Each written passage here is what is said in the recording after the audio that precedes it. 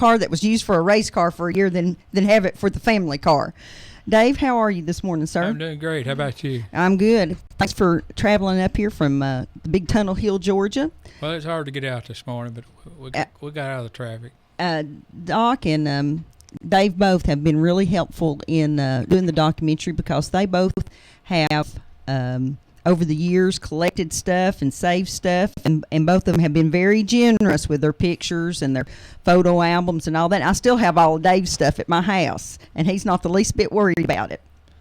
He did come. Really. He came and visited it one day and brought me more stuff. And I've got all my stuff willed to Debbie. Yeah, that's right. I said, boy, well, I hope I don't get that for a long time, Doc. But Doc's decided that his girls aren't interested in his history stuff, and so he's got me in his will getting all of his history stuff. And I appreciate it. And well, we're just that close, aren't we, Doc? That's right. That's right. Now I've got 1,450 model race cars I'm going to give her too. In the documentary, you'll see Doc sitting in front of a small portion of those race cars, and they're quite incredible, actually. What do you think, Doc? You collected those for 30 years or more? I started in 1985 collecting metal race cars. Had a few out of plastic built, and they was always tearing up, so I got buying metal ones. And nobody seems like they're interested except Debbie, and I'm going to make sure she gets them. I like stuff covered with dust, apparently.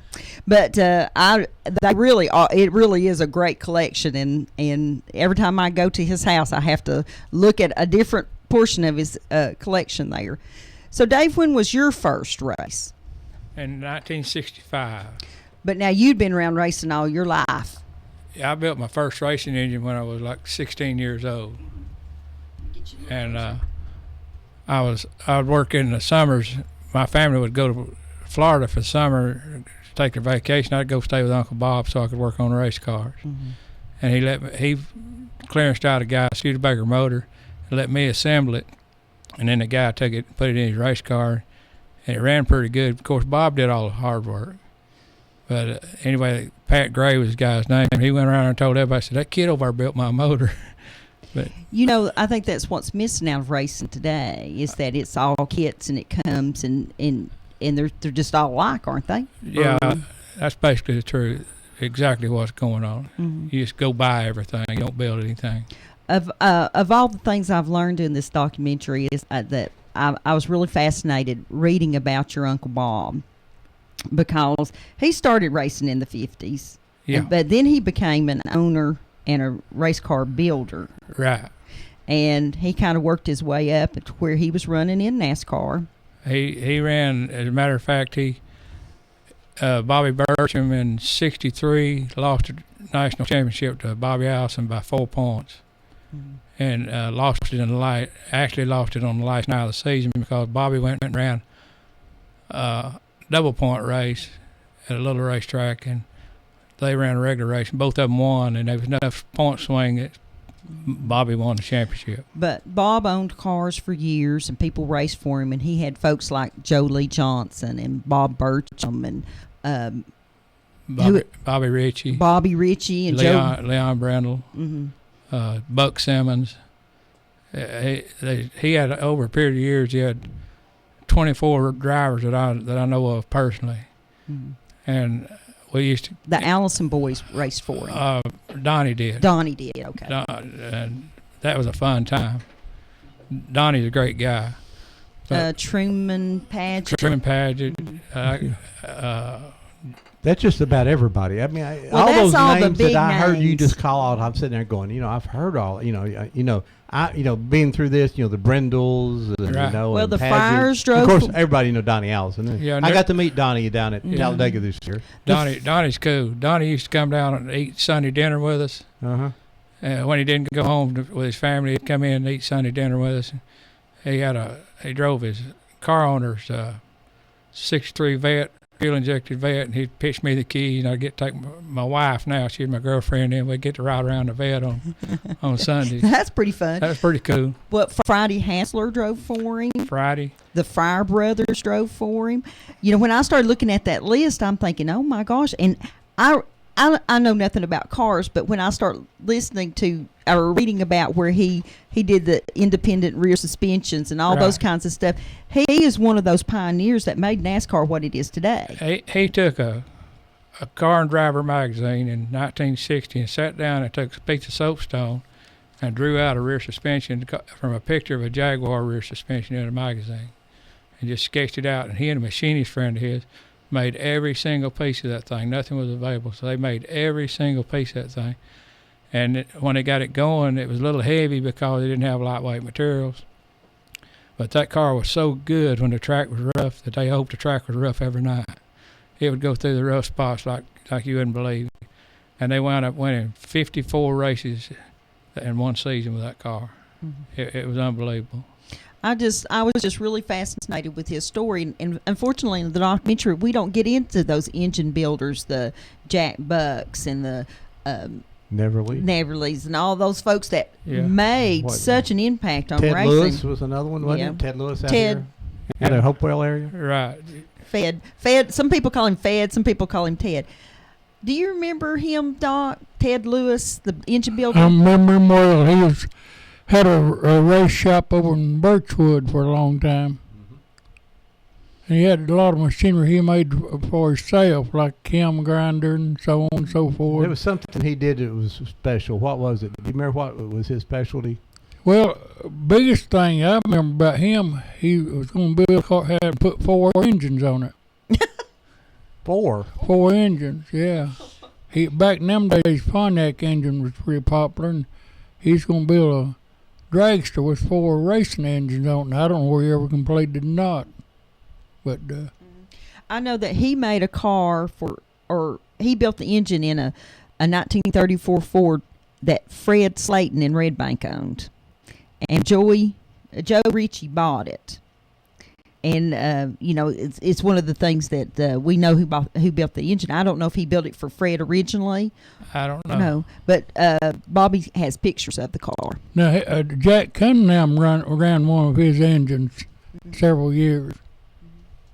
Was that the year that you built the chassis, Dave, for his car? No, the year I built him a car, he had Paul Holt build a motor for it. That was in the late 70s, somewhere in that area.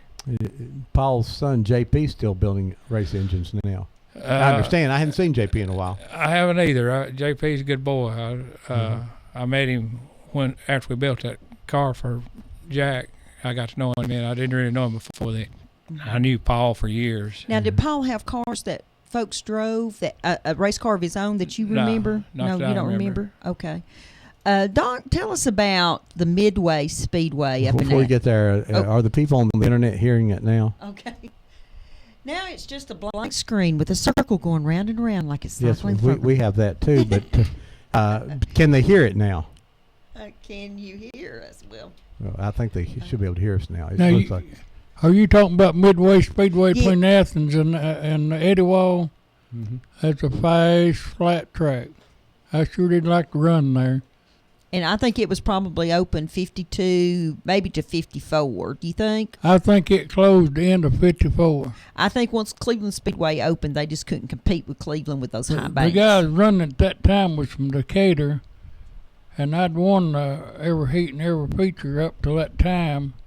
That year, not all times, that year, 1954. And he came up to me, he said, if you win tonight, we're going to shut this track down. So I perfectly got out there and won the race just to see if he would, and he sure did. He sure did. Maybe he was planning to do that anyway, Doc.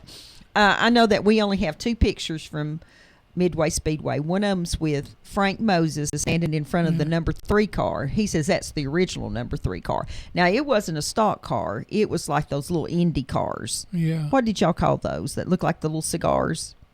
This is a woman describing the car. The car before stock cars. Sprint cars. Sprint cars, okay. Yeah. I know that's what they ran at Lakeland Soka's track, too, was the sprint cars. And they went out and quit running before people started running stock cars. But when you win a lot, you get a lot of boos, and I never did like them boos. Did you not? You like the But we have two pictures. One of Frank Moses standing in front of his number 3 car that he always says was the original number 3 car.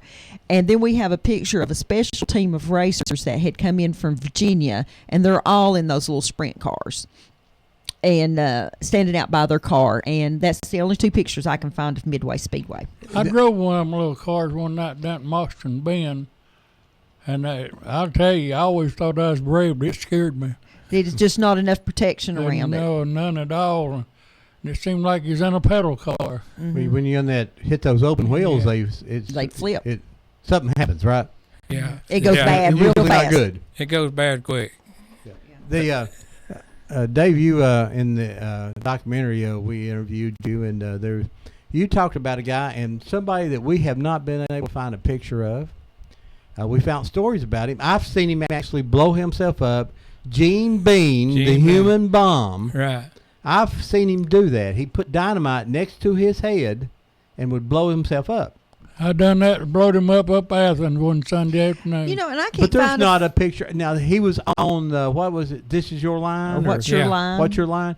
He was actually on that, and I've got a picture of him standing there, but I don't have a picture of him. He blew himself up right here at the Village, where we're at right now, out here in the parking lot. He done it with 1 stick of dynamite, half on each side of his head. Yep. Then he done 2 sticks, and then he 3, and then he drunk a little Jim Bean, and then he blew himself up with 4 sticks of dynamite out here. But now what it was, he put a metal plate on each side of his head and laid the dynamite on it, and then the force goes out. The dynamite takes the least risk, but it still had to be pretty darn loud in the shock there, though. Yeah, it was a pretty neat show. I used to go down and watch him when he was setting up. I saw what he was doing, but I still wouldn't have done it. Well, and he put bags of flour on top of the dynamite, so when it blew up, it made a big poof. Yeah, the flash. But we were amazed that we couldn't find a picture of him anywhere. I'm surprised. I'm really surprised too. He came to the racetrack several times. I think because nobody wanted to stand that close to him. And I asked some of the people out of Chattanooga knows a lot about the entertainment, part of Chattanooga. And they not even heard his name. And I go, well, he's from Chattanooga. His name is Gene Bean.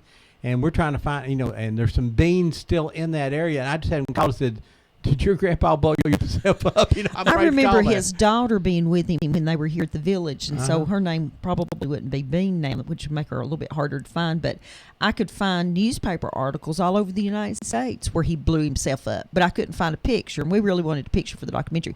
But in that portion of the documentary, you were talking about the atmosphere at the tracks. Oh, to me, it was like a carnival atmosphere. I mean, the racetrack promoters, in particular, knew how to put on a show. We had Jim Baker down at Boyd's when it was asphalt. The first year he came in, he was an old race car driver, and he would do things like he had an old sprint car that he used to race, and he'd blindfold himself and drive around the racetrack blindfolded. And he always had some kind of a sideshow going on, and it was just a blast to go. People, when they came there, they saw more than just racing; they saw a lot of entertainment. Mm-hmm. And my attitude was we was just part of the show. Well, and that's true. That's what you was. You're there to do your thing, but also it's an entertainment thing. And I know, Doc, when you raced in the early days, they had dances after the sure races. Did. That's where I learned to dance. That's where you give most of your trophies away too, wasn't it? That's right. You give them all of them away except 4. Doc kind of liked the girls. The girls got his trophy. Well, used to. Yeah. Up there at Cleveland for a while when I don't remember if it was Keith Tenney or if it was Otis or who had the racetrack, but they actually had a band and played square dances up on top of That's what Doc's talking about. He actually Bill Chase had the band. Shook a leg. Square danced that. And if they'll come out and see this documentary Thursday night, I'll tell them about Moxton Bend Speedway. That's right. And this man here, Mike, can tell us something about Warner Park that nobody knows anything about. I can remember as a little bitty guy looking through the cyclone fence out there watching them race. That's about it, huh? That's about it. Now well, I called Doc. Is that where the park is now? Yeah. The zoo and I guess Finley State, not Finley, Inslee. Engle. There we go. That's right down that area. Yeah. Now I can't remember if it was Alton Park or Warner Park that the city, the people using the racetrack, really got after the city and was wanting them to replace the bleachers. and the city didn't want to spend the money on the bleachers, and then the bleachers mysteriously burned about that same time, and they said, "Oh, there's no bleachers now. We can't have a racetrack anymore," and they closed it down. But I had called Doc the other day and asked him to use his pictures from Warner Park, and he said, "I don't have pictures from Warner Park," so I must have seen those in Billy Fryer's collection. You probably did. Now, you was talking about a while ago about the entertainment at the racetrack. I'll tell you what happened at Mostyn Bend one Sunday afternoon. Cooney and he's my brother, we had two cars just alike. He said, "We're going to have to put some entertainment on here." He said, "The people's dropping off." He said, told Cooney, said, "You go out there and hit your brother pretty hard." And told me, said, "When you come in, hand me a load ring." He said, "You walk up to this car and hit the side of that car above his head on that car." So that's what we did. So that kind of kept the fans coming back to see what those crazy Well, German boys are going to do I the didn't next week. realize that at the time, but it undoubtedly helped because next, I believe it's Sunday night. Bad time to race, but we did on Sunday night. Your And, mama didn't approve, did she? No, she didn't know that. And she'd tanned her hide. But anyway, No matter how old you they were. had a full house the next Sunday night. Yeah. He was a promoter. Now, I talk about him quite a bit in this documentary. Mhm. If you want to come and see the documentary. And, Mr. Kirk. Yeah, Kirkendall was his name. They called him Mr. Kirk, but Kirkendall was his real name. And he was pretty big businessman in the community, wasn't Yes, he? he Doc? owned Big Apple Supermarket in Chattanooga, Kirk Supermarket, and Food Fair, Tennessee Food Fair. He was a promoter. He bought Harold Fryer one time a V8 Studebaker Lowboy, a brand new car that he run and had his name all over that car. And Is that- Harold sure did put it through the mill. He What's- got a lot of advertisement over it. Okay, guys. Is that what? the number 60 card, Doc? Do you remember? That was a 1953 Studebaker Lowboy. Okay. Now, let me ask you this. At some point in time, people started showing up with the Studebakers, and then they kind of outlawed them. Why did they do that? I don't know. They wouldn't fall out of a tree unless you had a man like Harold Fryer driving one up. Oh, he he could drive anything. Dave enjoyed that. So it wasn't the best car to drive on the racetrack then. Not I wouldn't necessarily. drive one of them. That at Daytona, they would take them and put bigger, different motors in them and put two forwards on them and all that kind of stuff and run them on super. They were aerodynamic. They ran great on a super speedway. Oh, okay. But Now, these Hudson Hornets come out standard, wider in front end than they was back, and they came out with a straight 8 and with twin carburetors. They would fly. yeah, you kind of got beat by some of those at Moccasin Bend, didn't you? Harold Fryer and I was putting on a good show one Sunday afternoon, really swapping lead, and Mr. Camel Oil Company down at Huntsville had 2 Hudson Hornets in that race. And on the 75th lap, 100 lap race, and on the 75th lap, they passed us and lapped us before the 100 lap was over. That's moving if you're lapping Doc and Harold. They was moving good. They was moving on. And Well- one of them was Indian driving it, and the other one had the name of Junior Johnson, but I never did find out if he was one of NASCAR fame. Was that Joe? Nero Steptoe was the Indian's name. Oh. Nero Step. I've got a picture yeah, of we got a him. picture of him. We'd show it to you, but our internet's not working. And they had Junior Johnson on the other Hudson on it, but I don't know where he's one of NASCAR fame or not. Yeah, I think. Well, in Bobby Ritchie's scrapbook, he has a picture from Alton Park, and it cracks me up when I see it because you see just the barely little parts of the car, and you see these big clouds of dust, and he has them named Junior Johnson. You know, he has all the names across the top, and I wondered that same thing. It could have been Junior at an early age. He could have been down here hauling moonshine too, you know. Hey, well, if you was in Dawsonville, I guarantee you did. All those guys did. What was your favorite track race, David? I mean, if all the ones that you raced around here, what was your favorite? Go ahead, Doc. Well, for me, I liked Athens better than any of them because you set sail and fly. You'd hang that right rear wheel off the corners, and it seemed like my car just to stick that thing and put on a show, and most time it'd boom, and I enjoyed that. Now, it was a flatter track, though, right? It's a flat track. Okay. I would think the bank tracks would be It's better about to run. it's about third of a mile, about the same size boards. So, Doc, when you were racing up there, how fast do you think you were going at the fastest moment going around the track? Just Well, guessing. I don't really know, but I always wore a bandana, keep my mouth flying open. It must have been pretty fast. Yeah. Dave, what was your favorite track? I really like boys in Cleveland, but I love going to Gaston, Alabama. They had a 5-8 mile high bank dirt down there. It's not there anymore, but it was banked like Daytona in one corner. And you came down the back straightaway. It was banked on the straightaways real good. And you went between two big old banks going in 3 and 4. You just disappeared into a tunnel. And there was only about 2 lights to that whole corner. It was dark when you went in there. And it was so amazing. You ran about 135, 145 down the straightaways. And when you come out, you'd be standing in the infield. You didn't see the cars. You'd get real quiet. And then all of a sudden they'd come out of the corner. They're like a shot out of a cannon. The car would be running fast. You just hear it, no, team, them cars coming off the corner. 135 miles an hour is fast for a dirt track. It was fast. That car, the only thing that was the downside of that racetrack, it had a lot of clay and sand in it. The clay had sand in it, so they didn't use water. They used diesel fuel to wet it down. Oh, that's good. And it was black. And you got that stuff you smell like diesel fuel for a week. You couldn't get that stuff off your race car, but, Now, but that it really worked good. explains a lot to me, Dave, because I have looked at all these old pictures and I'd say, that looks like asphalt. But then the corners of the track look like dirt. Right. And that's what that is that I Yeah. was seeing. But Yeah. most time they'd eat out in holes too, so you'd have a lot of holes in one where it'd been wet down with diesel quite a bit. Yeah. I've seen with a lot of holes in them.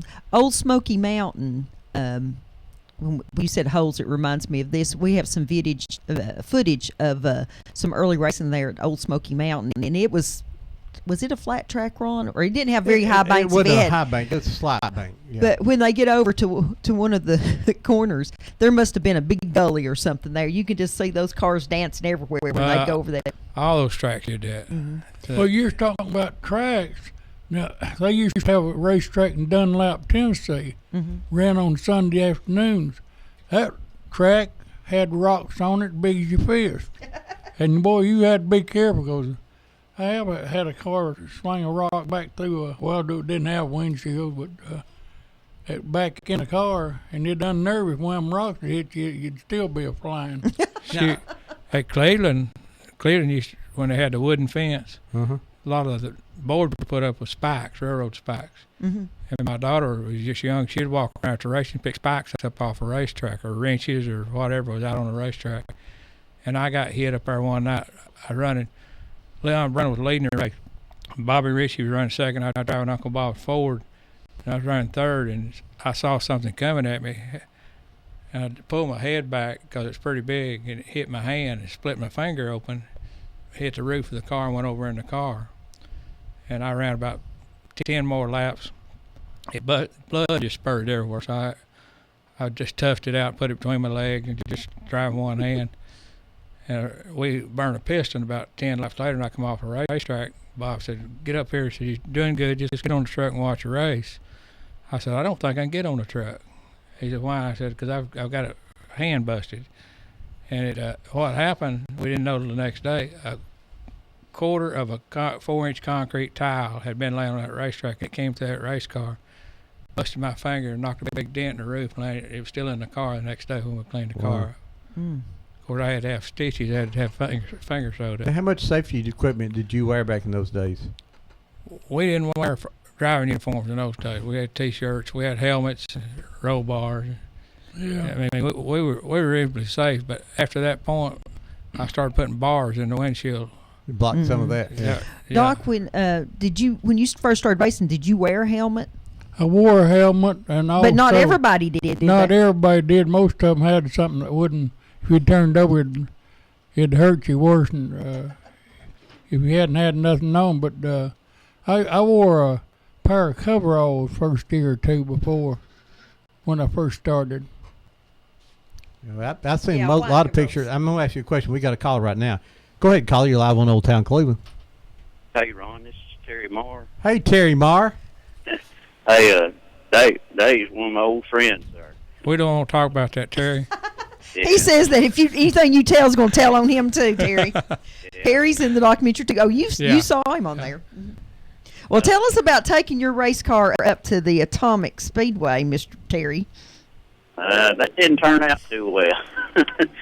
I got in the wall there pretty heavy the first lap. I was pacing some of them on the outside there, and got up too high and just went on up into the wall. Couldn't stop it.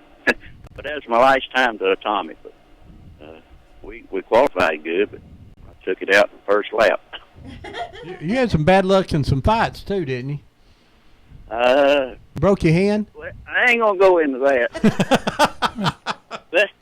that involved Jerry. Well, man. Yeah. Uh-huh. I was taking up for him with Tommy Fryer. That's what it was. Not with Tommy. Yeah. Anyway, things happen, Are we going to see you Thursday night at the premiere? I'm going to try to be there. I sure am. Well, I hope so, because I think it's going to be a fun, exciting time. Yeah, I'm sure it will, Debbie. Y'all are doing a good job with that. Thank you. We're fortunate to have somebody like y'all to take interest in it. Keep it going. Well, we're trying, and I tell you what, we've got 20 people in the documentary, and we could have recorded another 100 people. It's just at some point in time we just had to say, okay, that's all we can do, and kind of wind it down, because I'm pretty sure that between the home movies that we got and the video that we shot, we probably a couple hundred hours of movies that we've gone through and picked out parts for this, and it's been a daunting task. I think they're doing a good job on the other documentary too, on Going Home from Kenny Creek too last year. Have you seen it? I don't know if Terry's seen it or not. No, I didn't see that. Yeah. It's a good story. Well, I too. think they're going to have it on sale down there next Thursday night. Pick up one of them. You'll enjoy it, I hope. Mm-hmm. Okay. That's the Doc's hometown where he grew up on the river. Next number 2 power. Well, our joke was we were trying to decide what our project was going to be for next year, and we said, well, we have to pick something that Doc does, because Doc's been in all of our documentaries so far. Yeah. Well, that's good. Hey, and Debbie, up there at the Main Street meeting when you showed those clips and talked about the dirt. Yes. Yeah, I know everybody there enjoyed that. That was a lot of fun that day. I'm glad everybody enjoyed it, and I got lots of nice little emails and stuff from folks telling me they were glad I was there and it was fun. Yeah, some of these people, you may not think they're car people till you show them something or, talk about the old cars, then it comes out a little bit. Terry, even if you don't like racing or have no interest in dirt track racing, the stories that are told in this documentary are just life stories of things that happen in our communities and people we knew. And, some of them are a little bit gearhead, and some of them are just, there's a couple of places, if you just don't laugh out loud when it happens. There's one guy, when he comes on the screen, you're going to laugh. He won't have to say anything, you're just going to laugh. And there's some places where some tears are going to be brought to your eyes. Right, yeah. Hey. When's the next car show? 2 weeks from today. Is that the first Saturday of every month? Yeah. First Saturday. Oh, okay. I was thinking it was the last Saturday. Fourth. That's right. Is it the 4th Saturday? Yeah. Yeah, Which fourth. is next weekend. No. Yeah, No. It'd be the 2 weeks from today. Yeah, that's right. Hey, Dave, I'm going to try to get down there and see you and Bob. It's hard to catch Bob. He's not going to stay at home. He's going to be out riding around somewhere. But you're welcome down there any time, Terry. Well, I'm going to try to come down there Monday evening, maybe about 5:30. Okay. And but if you see him, just tell him I'm going to try to come see him, okay? Okay. Well, now, he used to feed Donnie Allison, so maybe he'll feed you supper. That sounds good. Thanks, Terry. We hope to see you Thursday night. Okay. Bye-bye. See y'all. Bye. So what would you like the track down there in Alabama, then Gadsden, right? Yeah. What was the worst track you ever went to, you think? In Alabama. The same one, or is No, they came out. They only ran it 1 year, and I kept reading about it. And that year I wasn't racing. I was helping Danny McDowell and my brother-in-law. We had a car he was running, and we went down. Kept hearing about this Granny's dirt track, so we decided to go in there and try it. That was the worst place I've ever been in my life. we got lucky and came out there, run first and second, got out of there, and declared we would never go back. Mhm. But it is Did dangerous. you ever race at the cow pasture in Georgia? Uh, Where was that? Cummings. Cummings. yeah. Wild man Jerry Smith drove in 1968. Drove a car that I built to run at Cleveland. I went back to school and I quit racing for a while. And Dad put him in the car, and they won between the cow pasture, where at Cummings Speedway and Canton. They won 50 some odd races down there one summer. Yeah, those 1968 pictures in your scrapbook. Yeah. Yeah. They- I was glad to see those because when we talk about Cummings, other people talk about Cummings. I use those pictures because I didn't find pictures of it anywhere else. But the cow pasture, the joke was they'd run the cows off of the track and close the gate, and then they'd let the cars in. We're going to get this call. Go ahead, caller. You're live on Old Town Cleveland. Yeah, this is T-Bandy. Hey, T-Bandy, what's up, buddy? Yeah, I've got a fish truck coming next Friday. Next Friday at what time? 18th at 11 o'clock. 11 o'clock at the co-op. Yeah, and they were playing that song, Thunder Road. I went by there just a little bit after that happened. Oh, what happened? Up there, Kingston Pike. Kingston Pike. Thunder Oh. Road. Rick, yeah. Okay. Me and my brother and cousin and Booty Moore, John's daddy. John's daddy was going up to Knoxville to get some herb medicine from a herb doctor. And we seen that it's a 49 or 50 Ford. That's what it was, sitting off in a field before it turned over. Oh, very interesting. That was just a little while after that Thunder Road happened. Yeah, there you go. Okay, thank you. Thank you. Bye-bye. Bye. You're listening to Old Town Cleveland here on Whoop FM 99.9. Or you can go to the internet, and sometime it works, www.woofm.com. I don't think it's working this morning. And you can call us like this caller at 614-5553. We got Dave Wright Jr. and the one and only Doc German here. Good morning, caller. You're live on Old Town Cleveland. Morning, Ron. Morning. Of course, I'm enjoying the show. I'm Of course, sure you are. have motor oil in your veins. And This is Neil Allen, boys. Go ahead, Neil. I'll certainly be there Thursday night. Of course, I've watched dirt racing just about all my life. I can barely remember the flathead Fords running. I mean, I was just a small toe-headed kid, and then I know just barely enough on the mechanical side to enjoy that part of it too. And something that really fascinates me is how fast that it evolved, as any technology does. I mean, it went from running the old flathead Fords to, it just seemed like just a matter of a few short years they were running the fuel injected, in-out box, super modified with the wings on and all like that. And I think they got a little bit too dangerous. There was some pretty serious accidents, and I think even a couple of deaths, and they went to the full-body cars, 55, 56 Fords and Chevrolets. And Dave's right. You can build a race car now. You can buy every piece of it, if your pockets are deep enough. And it's virtually took innovation away from it. They used to really come up with some far out ideas. They would start with a stock factory car, but they could sure put the backyard engineering and modifications to it. I think, for example, Charlie Hughes, I'm probably wrong, maybe wrong, but I think he was one of the first around here to start running a custom-built chassis Gigolo. And That's true. I remember going to a race up at Atomic. It might have been one of the old NDRA races, I think it was, and I had never heard of Larry Moore or Ed Howe.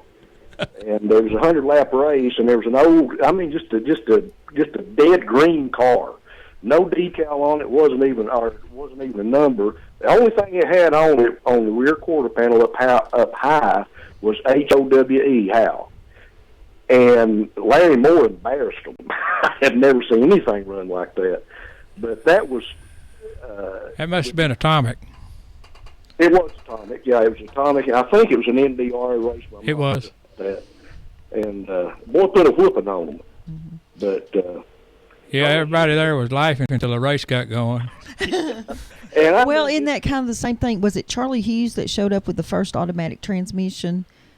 I'm not sure if he was or not. I remember Ray Harper running an automatic. Yeah. I don't remember, but anyway, somebody showed up with the automatic transmission, which is not like the automatic transmission in my car. It was a different kind of automatic.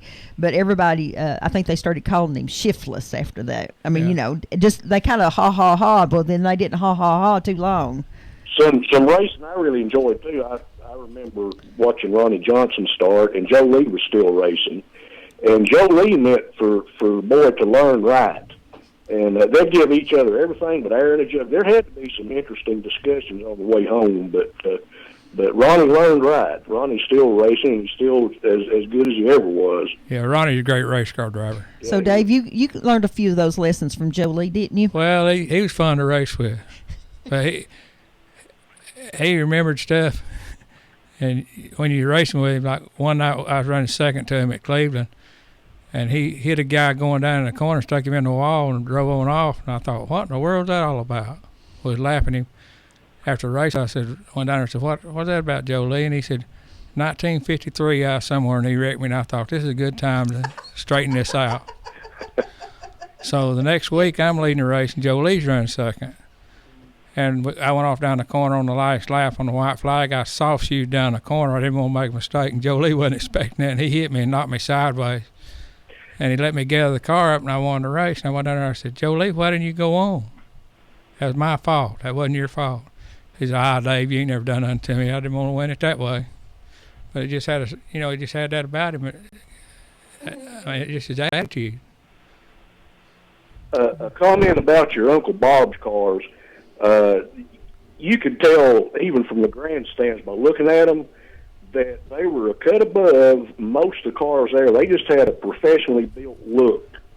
And Yeah, he was totally a professional. That was fixed. They performed and ran professionally too. I remember when Leon Brindle was hot, and nearly unbeatable, and Leon there for I don't know a season or two. You know, he ran in Sportsman and Yeah, right. And then they finally stopped that. You run one class because he was winning the same feature, both features about every Saturday night. Exactly. And I remember a car. It was a Chevy 2 body. It wasn't the Nova body. It was orange and black. That was mine. Oh, you're right. Absolutely. I've seen it race many a lap. Yeah, that's my favorite race car. That was an absolutely beautiful, gorgeous car. So much detail on the paint work and everything. The paint scheme, it was pretty. Yeah, I actually painted that myself. Oh, okay. But my dad didn't like that car. He said it was a Halloween color. I loved it because it stood out. Well, I'm enjoying the show, of course, and I'll get off here and let somebody. Thank you, Neil. We'll see you Thank you. Thursday night. All righty. Doc, how did you get your cars to the track? I pulled them with a pickup truck or with a 1954 with an Oldsmobile motor in it. Yep. Cool. And Dave, Dave's enjoying talking to Doc today. And it's painted like a highway patrol car. Yeah, that almost got you in trouble, didn't it, It Doc? sure did. My dad chopped it up with an axe, too. And why did he do that? You were 19 years old. Well, he thought I was going to haul moonshine in it. And you thought you were gonna haul moonshine in it, too. Yeah. Yes, I did. You know, Doc kind of thought about that. You know, that's kind of easy way to make money, and his dad, in no uncertain terms, put an end to that. Dave, how did you get your cars to the track? Let's get this call here real quick. Oh, I'm sorry, I didn't see the light. Go ahead, call. You're live on Old Town Cleveland. You're supposed to look at the light, baby. Look into the light, Debbie. She's got too many computer screens around there. I can't see the light. What's up, Miss Ella? You got Dr. German in there again? I we do. do. It's twin. Doc, look out. Well, they did a biopsy under my arm, Uh-huh. and I won't know nothing for a while. But Well, we hope it comes back okay, Miss Ella. well, they that lady said it didn't look like it was bad, anything bad. So, Okay. They said they found Budweiser. Bud Lighter. Yeah. Anyway, I'm planning on going to California about the end of May. You've been going to California for a year now. Hush, Ron. I bet you've got a boyfriend out there, twin. No, I don't know no boys out there. She will. She don't yet, but she will have one. They're mostly Mexican. Well, there you go. Anyway, no, the reason I wanted to go now, I was trying to wait till August, but my daughter has been having heart attacks. I'm Oh, well, you 47. better go check on her. I know, and I'm afraid, my son just passed away with a heart attack. So. Yeah. Well, Miss Ellen, you take care and let us know how everything turns out. Be good. Okay. Don't get in too Try- much trouble. Try to stay sober. Hey, not next week, but 2 weeks from now is the first car show. Well, I'll probably be there. Yeah, I know you will. If there's music playing, you'll be there. Bye, Miss Ella. Bye-bye. Bye-bye. I got a question for you. Oh, now, she was asking about how you got the car. Yeah, go ahead. See, tell her. I was fascinated with the haulers through all the pictures and stuff through doing this. Well, you saw a picture of what we pulled with. Mhm. Had a 47 International truck with a winch on the back. We lifted up by the rear wheels, by the back bumper, tie the steering wheel, and tow it down the road. What happens when it breaks it down? Well, if it does that, like on the freeway sometime, your dad and your brother get in it and throw all the parts out of the truck over in the car and drive it up the freeway, get to the racetrack. Now, the reason they hooked and pulled it with the rear end up in there because they'd have the rear end locked on it. Have them welded up. Both wheels pulled on it. Exactly. And locked. Now, why did you do that? Tell everybody why you did that. Well, that way you can go through the turn a lot better. If you got this one wheel pulling, you're going to spin or spin out through the curve. And if you got both wheels are pulling at the same time, you're going through the curve wide open. The engineering amazes me. Go ahead, caller. You're live on Old Town Good Cleveland. morning. I tell you what, Ron and Debbie and your two guests up there. Who is this? Bob. Oh, Bob Gill. Okay, go, Bob. I just want to know who I'm dealing with before I have to start dealing with you. Well, you're dealing with a nice one here. Dave's trying to get us How to about it, push the Bobby? button. What's up? My friend, one of my bestest friends in the whole wide world, Dave Wright Jr. and Doc and all that bunch. But Bob, you need to come see the documentary Thursday night. Thursday night. Your picture's in it. And I'm not even going to tell you what picture. You'll just have to come see it to see you. Well, I know y'all had trouble with the camera after you took my picture and put it in there. You did. It took us several days to get it to work. Oh, me. Well, I heard you talking about Paul Holt a while ago, and Paul had two cars. I drove one of his cars, and Stanley Shedden drove the other. And they were painted. I painted both of the cars and reversed the colors on them. My car was number 6, and his was number 9. And Dave will probably remember this when he had that old 55 Chevrolet and he painted checkerboard all over. Yeah. Yeah, that was that old car that I painted to match mine, and had Paul Holt Quality Homes on the side of it, gold and Firethorn red.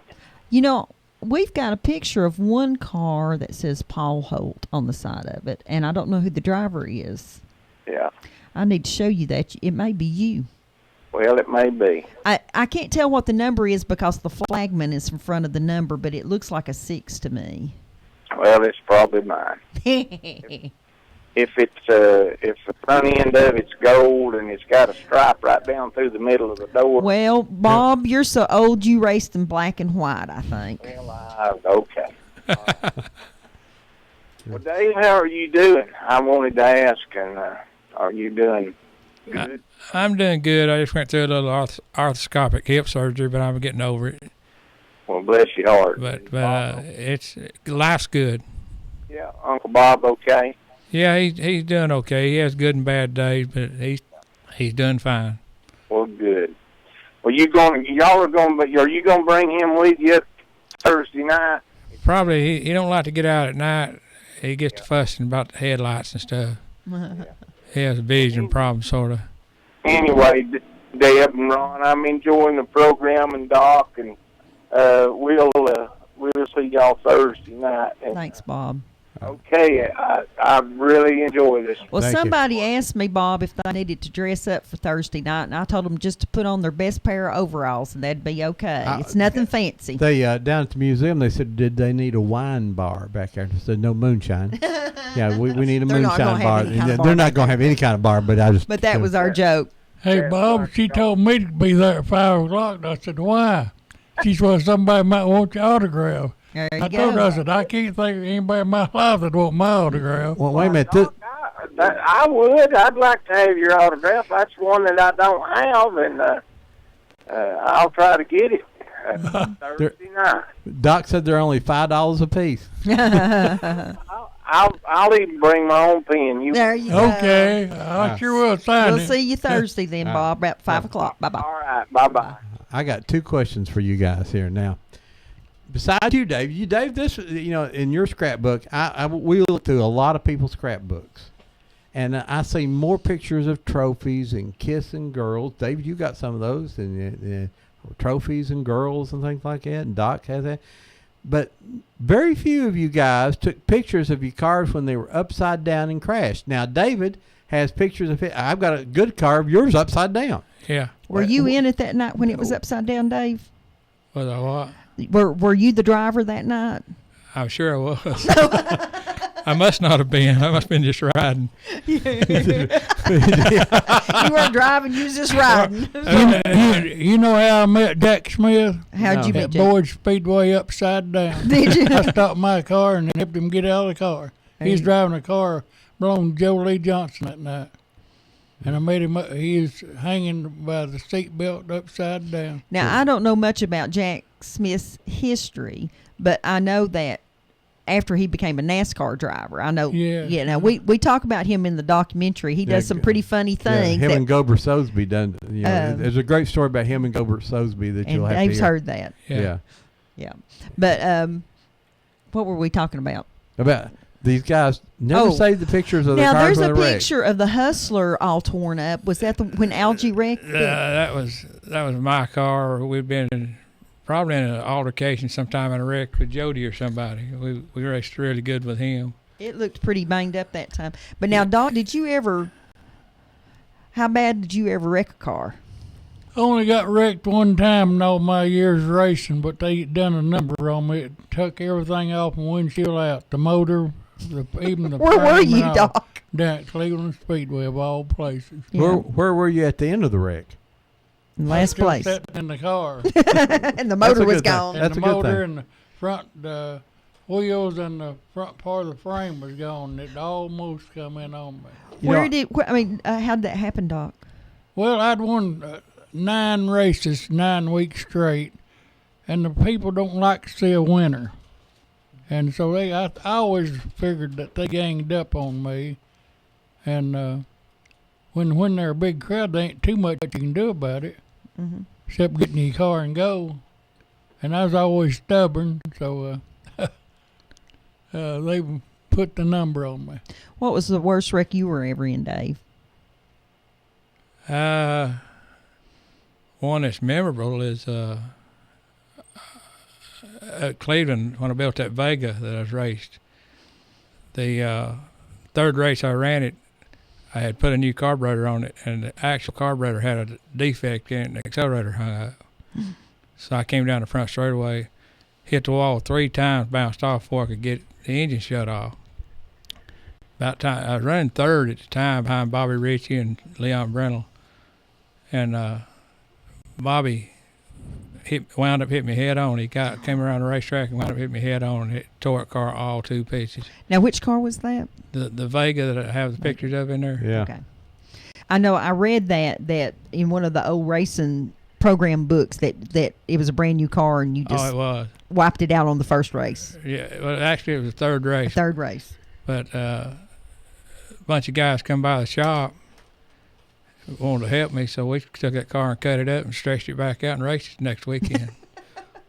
My favorite Uncle Bob story is people would come up to him after the race and go, "You've got to be cheating with some kind of special carburetor." And he'd just take his carburetor off his car and hand it to him. If you wanted one of those carburetors, he'd sell you his, take yours and outrun you with it. Yeah, he'd say, well, here, you bring this back next week and outrun me with it. And they couldn't because they had not paid attention to the rest of the car. That's what I'm kind of figuring. I'll tell you a better one. His seats are always bolted in and were adjustable. And everybody laughed about it, but that's the reason he had so many drivers. If the car wasn't winning races, he'd change drivers. And I asked him one time, I said, why do you do that? And he said, it's easier to change a driver than it is a camshaft. Yeah. So that's the way he looked at it. The down in Cleveland, I know there, and I don't know if other tracks did it, but if you turned your car over, they give you a bonus. And I think it was $50, something like that. And, of course, there's some Paul Dolph stories that Paul would spend all of his money, even his grocery money, to come down there. If he wasn't winning, he'd go find a place on the wall and turn it over so he'd have grocery money. What do you think about that, Doc? You think that might be true? That sounds like him. Yeah. Do you think have you seen people actually roll themselves over on purpose, or most of the time it didn't look like it was? I rolled one man over one time on purpose, but he made me mad. I think that's different, Doc. He kept bumping in the corners, and he lived in the next town up above us. And I kept watching him in my rearview mirror one Sunday afternoon, and I knew the track was good and hard and it'd tear him up. So I watched him. He started past me, and his right front wheel got in my left rear, and I locked it down where his right front wheel would run up on my left rear, and he went rolling down the back straightaway. I had purposely done that, but he never did mess with you again. Mess with me anymore. Now, Doc, do you think all of your races were legal? Was what? Legal. Not if I could help it. So what kind of things could you do to give yourself an advantage of racing in the 50s? Determination and being broke. Being broke? True. What about airplane fuel? What about airplane fuel? It helped a whole lot, but if I had money on me, my crew would. They've helped me up by the feet many times get what money I had on me and wouldn't give it back. Mm-hmm. And I won a lot of races, not a penny in my pocket. Mm-hmm. Well, Doc told us that occasionally he felt like he needed to add a little jet fuel to his, or what do you call it, airplane gas, to his engine, and occasionally alcohol. Yeah. Anything I could do get by with. Yeah. So that would give you a little bit of an advantage, you think? Well, anything to help, you know. Dave's just staying out of this. He's just grinning. I'd say he knows more stuff than I do. I knew a lot of people that was cheating. I mean, a lot of people, but I had a rule in my shop. If you go around my shop, you better not be caught cheating or you wasn't coming back. Mm-hmm. And what I would do when I build a car, oldest Keith told me one time, I took his rule book and I read the rule book. I carried a copy of that rule book everywhere I went. Anytime I sat down, I'd read that rule book. If I found a hole in it, I'd do that. And before the season opened, I took my car down there to him. I said, I want your inspector to come check my car. Tell me if there's anything on this car that's not by the rules.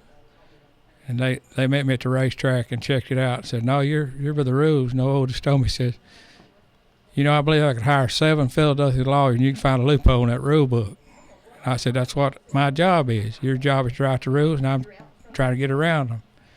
That race car got protested 7 times that year and never lost a protest.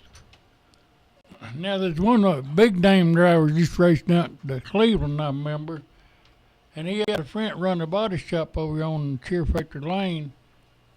And most back in 1956, he won a lot of races at Cleveland.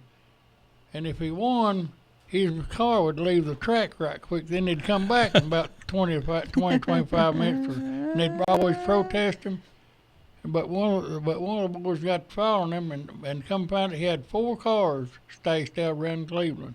And one they'd bring back was legal, motor-wise, and the one he'd always win with had a big motor in it. That's a big effort to do that. Guys, we're going to take our 11 o'clock break now. We're going to be off. We're going to play some music. We'll be playing Going Home to all of the folks that may have passed this week, and we'll be back with you in about 5 or 6 minutes. WOOP, LP, Cleveland, Tennessee. You need money overnight? Check into cash. Your time is tight. .com. Bank account's too low? Check into cash. So where do you go? .com. Do it online in a record time. It's the easy way to get money next day.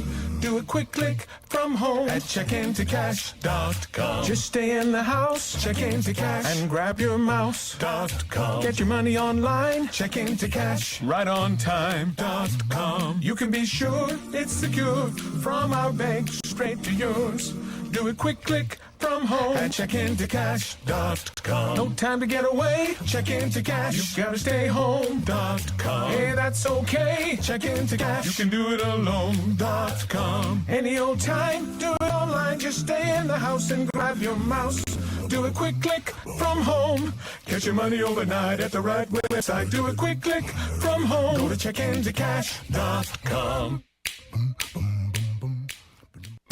Wheeler Technologies has moved. Visit them at their new location at 490 Grove Avenue Southwest next to Bradley Rentals. Same great folks, same great service with a better location to serve you. Call Wheeler Technologies for voice, data, and security needs at 664-TECH. That's 664-8324. And remember, depend on Wheeler Technologies for the current time and temperature every day at 476-1111. Tennessee Alarm Contractor C1750. Kiesler Incorporated is in the business of recycling your metal, and they pay cash. The only covered scrapyard around where you can recycle rain or shine. They're located off the bypass on Overhead Bridge Road. Automobiles, appliances, copper, stainless steel, tin, all metals can be recycled at Kiesler, and you can walk away with cash. That's right, they pay cash, and they are the friendliest scrapyard in the Southeast. If you have unwanted metal just laying around, bring it to Kiesler Recycling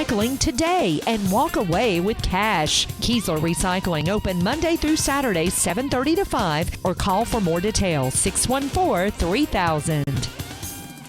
I'm Tom Collins, current Bradley County Road Superintendent, and I have worked with Sandra Knight for the past 15 years. Sandra is more than qualified for the position of County Road Superintendent and has the hands-on knowledge of road maintenance and construction. Her experience will be extremely beneficial in projects managed by the Road Department. Sandra has a great work ethic and has the education and experience to move Bradley County forward. I personally endorse Sandra as the best candidate for Bradley County Road Superintendent, and I should know I have been in the position for more than 15 years and know what it takes to make the department successful. As I pass the torch on this very important position for Bradley County, I'm asking that you help make sure it gets passed into the right hands. Join me and vote for Sandra Knight in early voting or on Election Day, May the 6th. Paid for by the Committee to elect Sandra Knight, County Road Superintendent. Tina Bishop, Treasurer. In the nation, we're behind you 100%. Add brand new belongings from Nationwide Insurance, and we'll replace stolen or destroyed items with brand new versions. Call Eric Neff, Nationwide Insurance, Brian Norton Agency, downtown Cleveland, 599-1026. Nationwide is on your side. Optional feature exclusions and limits apply. Damaged items may be repaired. Consult policy language for specifics. Nationwide Mutual Insurance Company and Affiliates, Columbus, Ohio.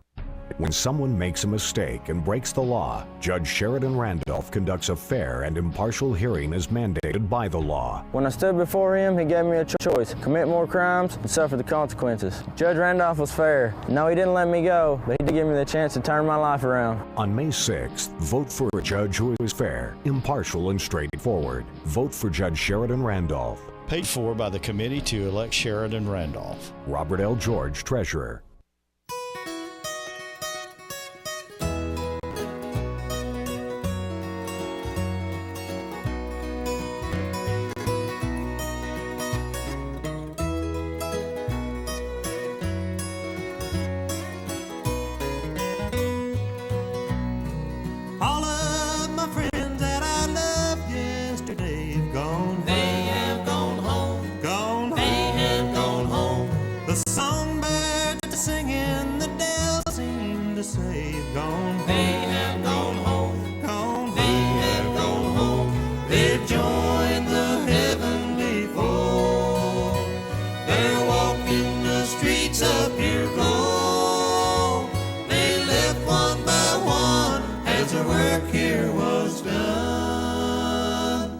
Gone home. They have gone home. gone home. They have gone home.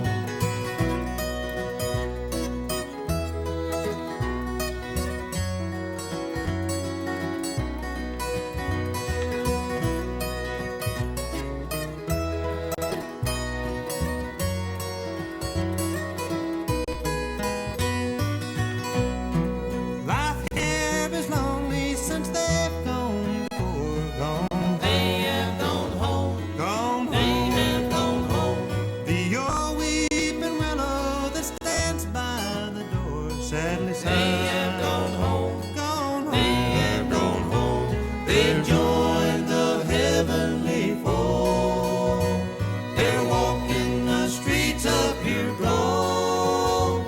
They left one by one as the work here was done. Gone home. They have gone home. Gone. They have gone home.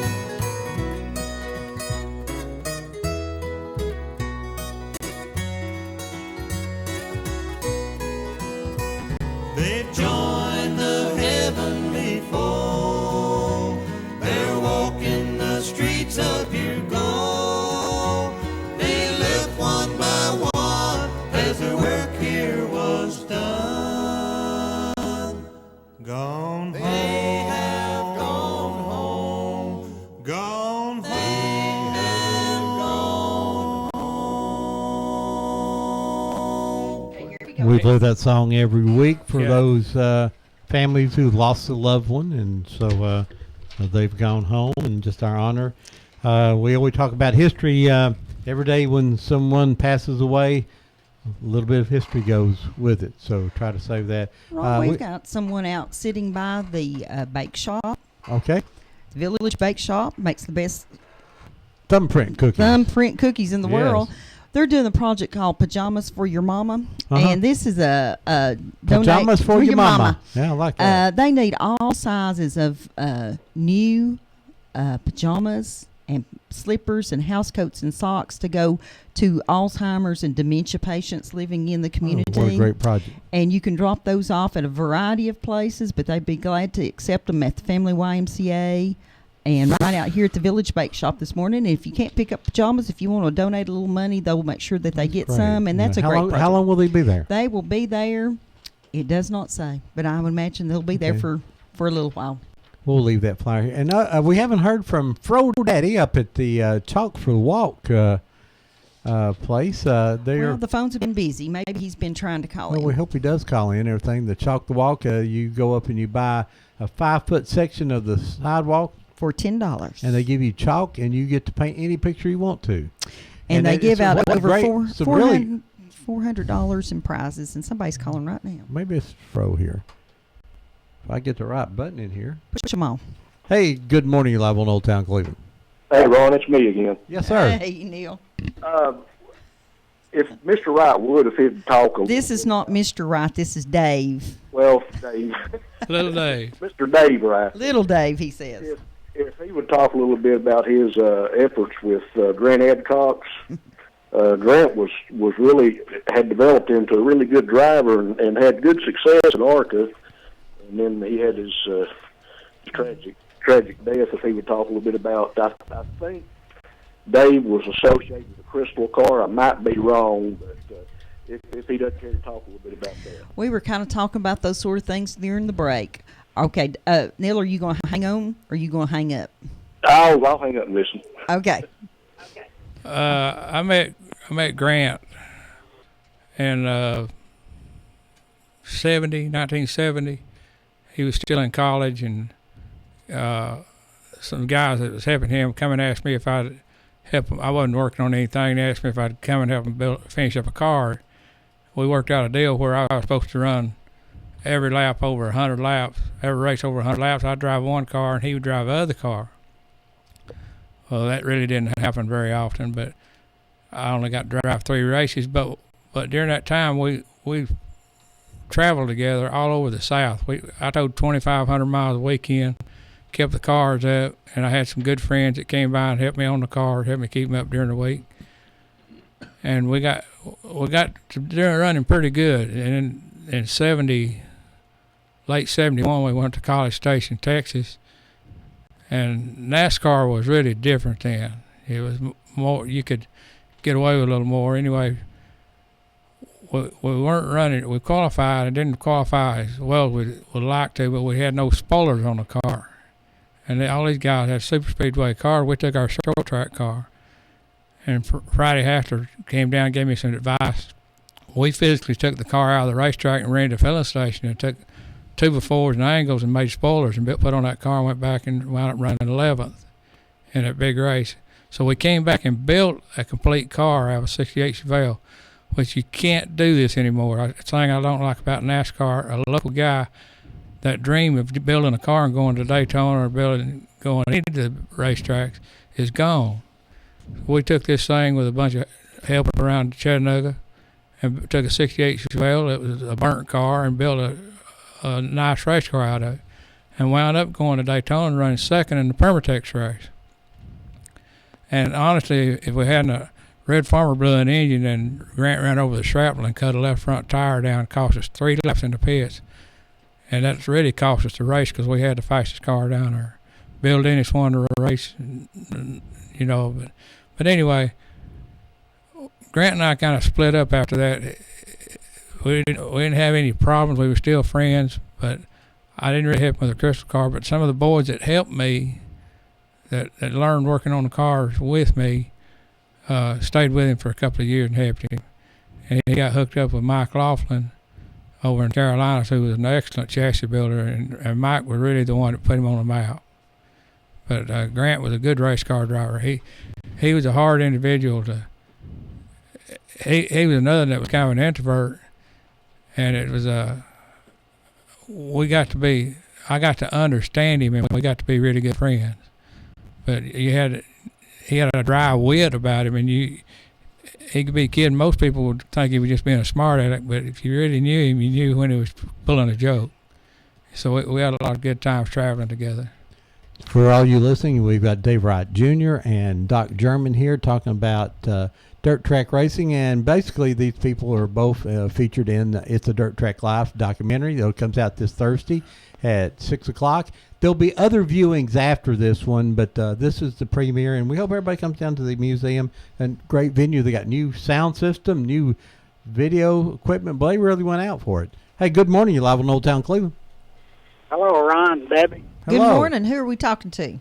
It's Philip Cry. I was just calling to say hello to Doc. When first job I ever had when I got out of school, worked with Doc and Coney, so I've heard a lot of those wild tales.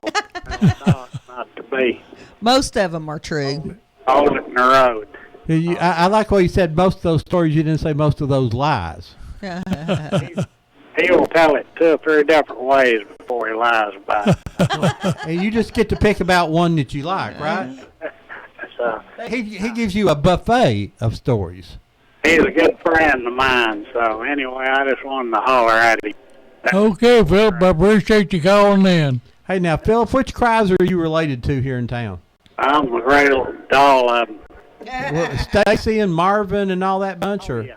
Okay. Yeah, they're my cousin. Oh yeah, well, I figured y'all was. Yeah, I grew up out on Spring Place across from Stacy's Phillips 66 station, and that's where I learned to change bicycle tires. That was my job before Stacy.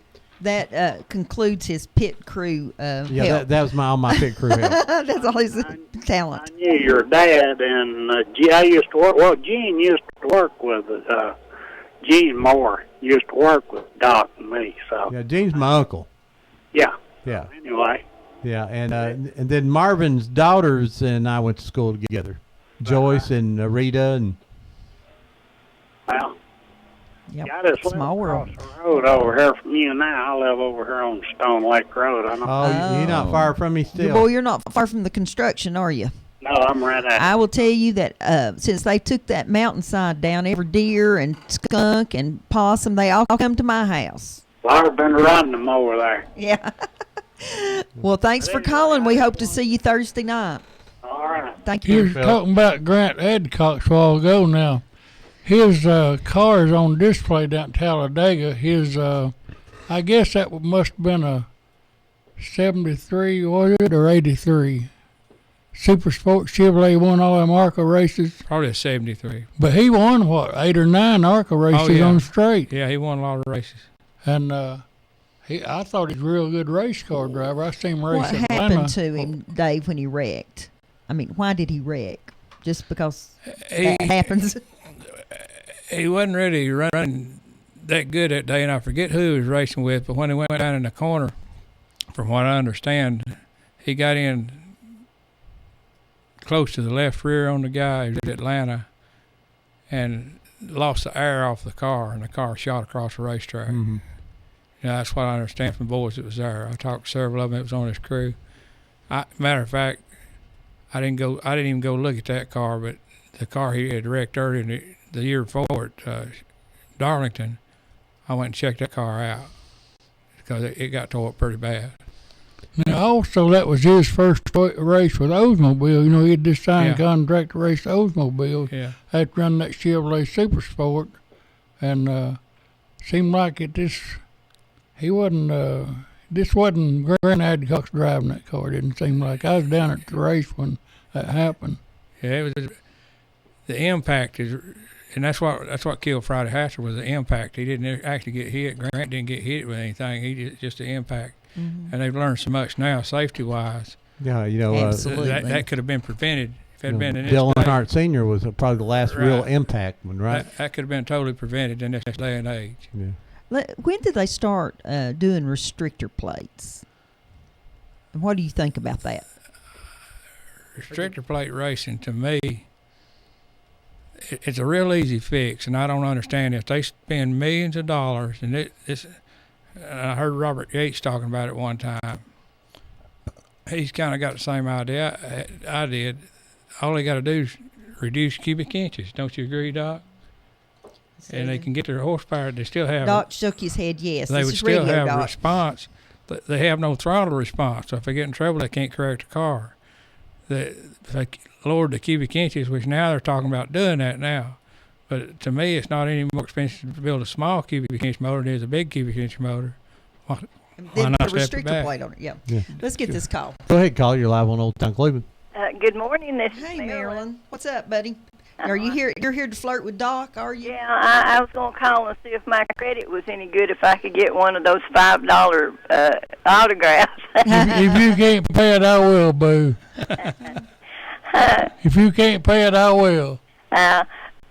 No, we always enjoy getting to talk to Doc, and he's got to where he comes to the senior center. Well, you come to this documentary next Thursday night. I'll be sure and sign the autograph for you. All righty. That's probably the only one I signed. He said the 8x10s are $5. If you want a 5x7, they're $3.50.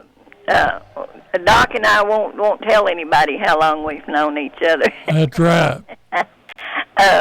And I wanted to say happy birthday to our granddaughter, Kaylee.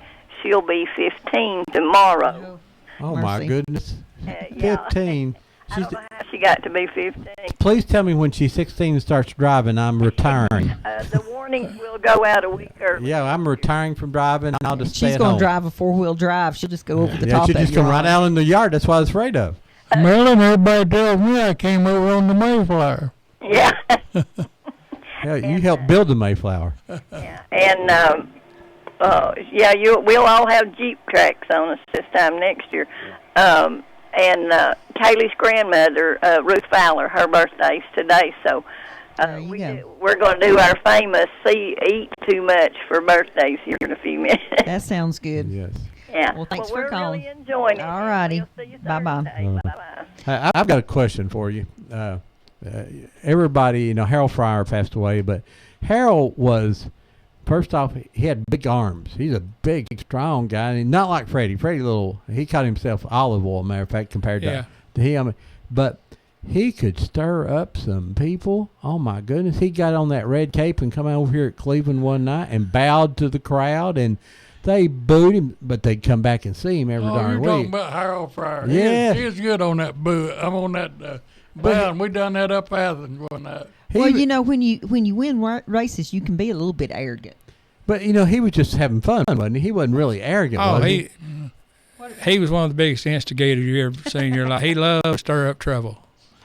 And he purposely, that's why he would go buy, like they buy a penny bubble gum, give it to the kids, and then after the race, he'd win a race, he'd bow out of the crowd, and the parents would be just booing him and carrying on. And he just laughed and said, well, that may be true. They called him all kinds of names, yell at him. He said, that may be true, but said, you paid your money to get here and see me tonight. Yeah, and somebody, somebody actually said that I don't know, Dave, maybe you. I heard this. I heard so much stuff here. Is that he would get out and he'd prance around, and if he lost, he kicked the car and blamed it on the car. Well, that's possible, but Harold was a character. But he in life, he just did that. I think Charles Barrett was telling that story. Is that they go up to Tri-County up North Carolina and race, and if Charles won, well, Harold would go up and get the microphone. I'll be back next week to get you, and he'd blame his car. But if he won, possible. he would do the bowing. But like that's part of that entertainment thing that you talked about. He understood you got to get people in the stands. Right. Well, now, and he was funny, but Wild Man Jerry Smith and him, I don't know if they jihad, but they were pretty good friends. But Harold loved it. Wild Man was really, really superstitious.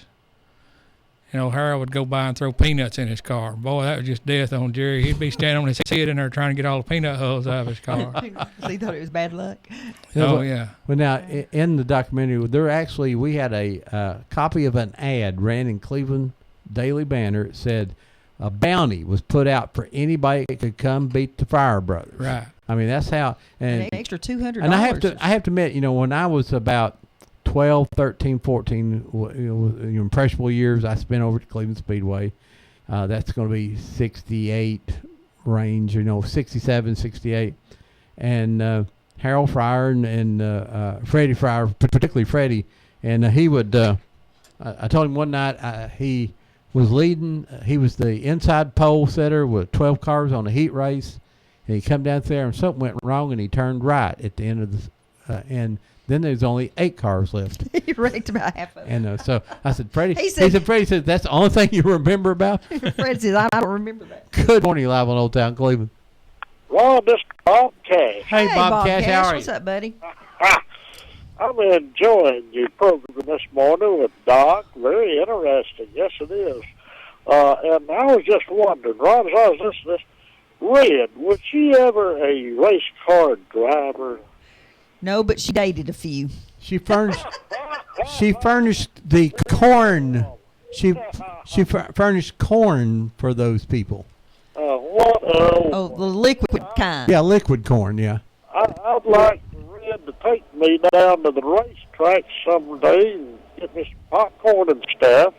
Well, see, now you and Red need to get together and come see the documentary Thursday night down at the museum. Down at the museum? That'd be your first date, you and Red. Well, now, that'd be a nice deal right there. How much that cost, Ron? That's $5 a person, and Red said she'd pay it, I'm sure. I believe Red can handle that. Yeah. Well, listen, I'm going to let you guys run. I'm enjoying it, and I'm going to listen more to Doc. All right. Thanks. We'll see. See you later. All right, bye-bye. You was talking about Harold. He used to drive, at times he'd drive for my Uncle Bob. They'd run over in the mountains. They'd go over to Murphy or somewhere like that. And there was no boy over there in that area around a 57 Chevrolet and big block cars. And Harold was trying to pass him, and the front bumper had been bent the night before, so Bob cut the end of the front bumper off so he didn't have to straighten it. Harold got into this guy's left rear tire. It was really funny. He just got wet with water. He thought he busted the radiator, so he pulled off a racetrack. And this guy was running water in his tires. I never heard of that. But like a tractor, he had water in his left rear tire, and it just killed Harold a bath. He pulled off a racetrack thinking he'd busted the radiator. You didn't do that, Doc, did you? Put water in your tires? I never did, but I'd try it now if I tried it, if I was raised. I don't know if that would work. I'm still learning something all the time. This old car go down the street. You could hear it going, whoomp, whoomp, whoomp, whoomp, while the tire coming off the ground. It get over on one side. Back when I was a boy and watched racing, You know, you walked in there, you knew what a Chevrolet looked like, you knew what a Ford looked like, and a Pontiac. And today, you know what they call the wedge cars today. There is no Chevrolet or anything, and it's all custom built engines and frames, and there's no. Yeah, well, when Doc raced and when I raced, you had to run a motor like what came in the car. Right. It had to be the same brand, and as it's progressed now, and like you say, all the cars look the same. They put whatever motor they want in them, just call it something else. Just put a different name on the car. Like NASCAR today, say a Chevrolet wins. You don't know until they tell me. Anything Chevrolet about it on the car beside the emblem? No. I mean, it's Hendrick built the motor. You know, all the engines, NASCAR got them in such a box that all of the blocks nearly match. There's some differences because of the manufacturers, but they run out of the same box. They have to have exactly the same specs on the motor. Everything's basically you can't interchange the stuff, but it's so close you should be able to. The suspensions under those cars, the rear suspension is the same thing as a 66 Chevrolet truck came with. They just do it in a tubular version. The front suspension is a 67, 68 Chevelle. It's done in tubing, but that's where it started. That's where it actually started at. So those cars are new versions. The suspension, new version of old stuff is all it is. It's not really anything. It's just they came up with, but it's the actual history of it goes back to basically the Chevrolet, and they all run 9-inch Ford rear ends, so they run the same stuff, same suspensions. All the cars run the same suspension pieces. We got a caller here. Good morning, you're live on Old Town Cleveland. Hey, Ron, I got a question for Dave, and then I'll get off here. Go ahead. Dave, do you remember when Harold lost his life down at the Gadsden Speedway? Yeah. I was with Don Gibbs. Yeah. About 3 or 4 days last week, Mickey's daddy, and he was telling me that he was running third behind behind Harold, and Henley Gray was in front of him, and the piece that came off of Henley Gray's car is what went through the windshield and struck Harold in the head. And but Don said he saw that whole thing unfold right in front of him, and I didn't know if you were down there with your dad or. I was not at the racetrack that night, thank goodness.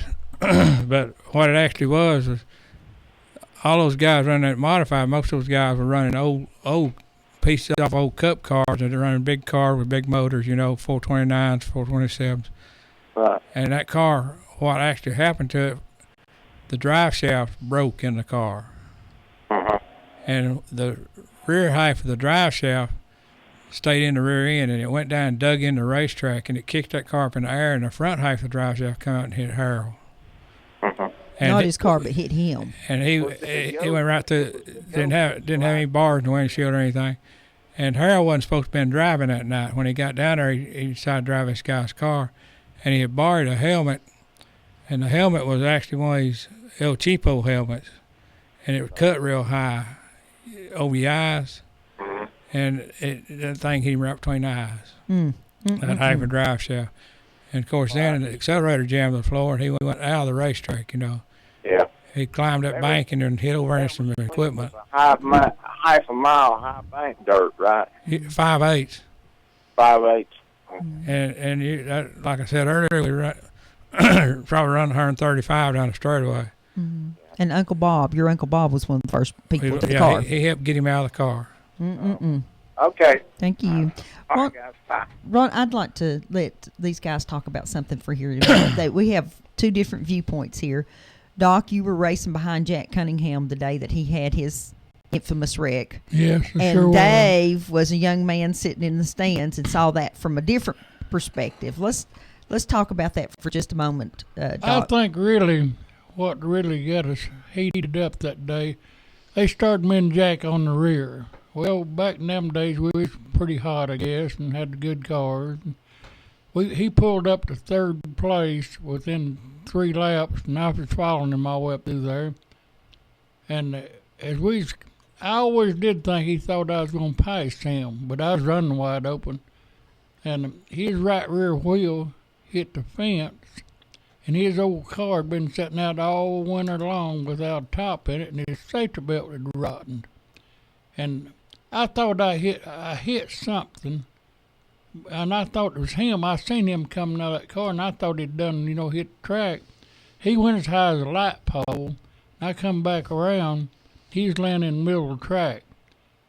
And me and Jack was better friends than people thought we were. I used to drive his car quite a bit out of town.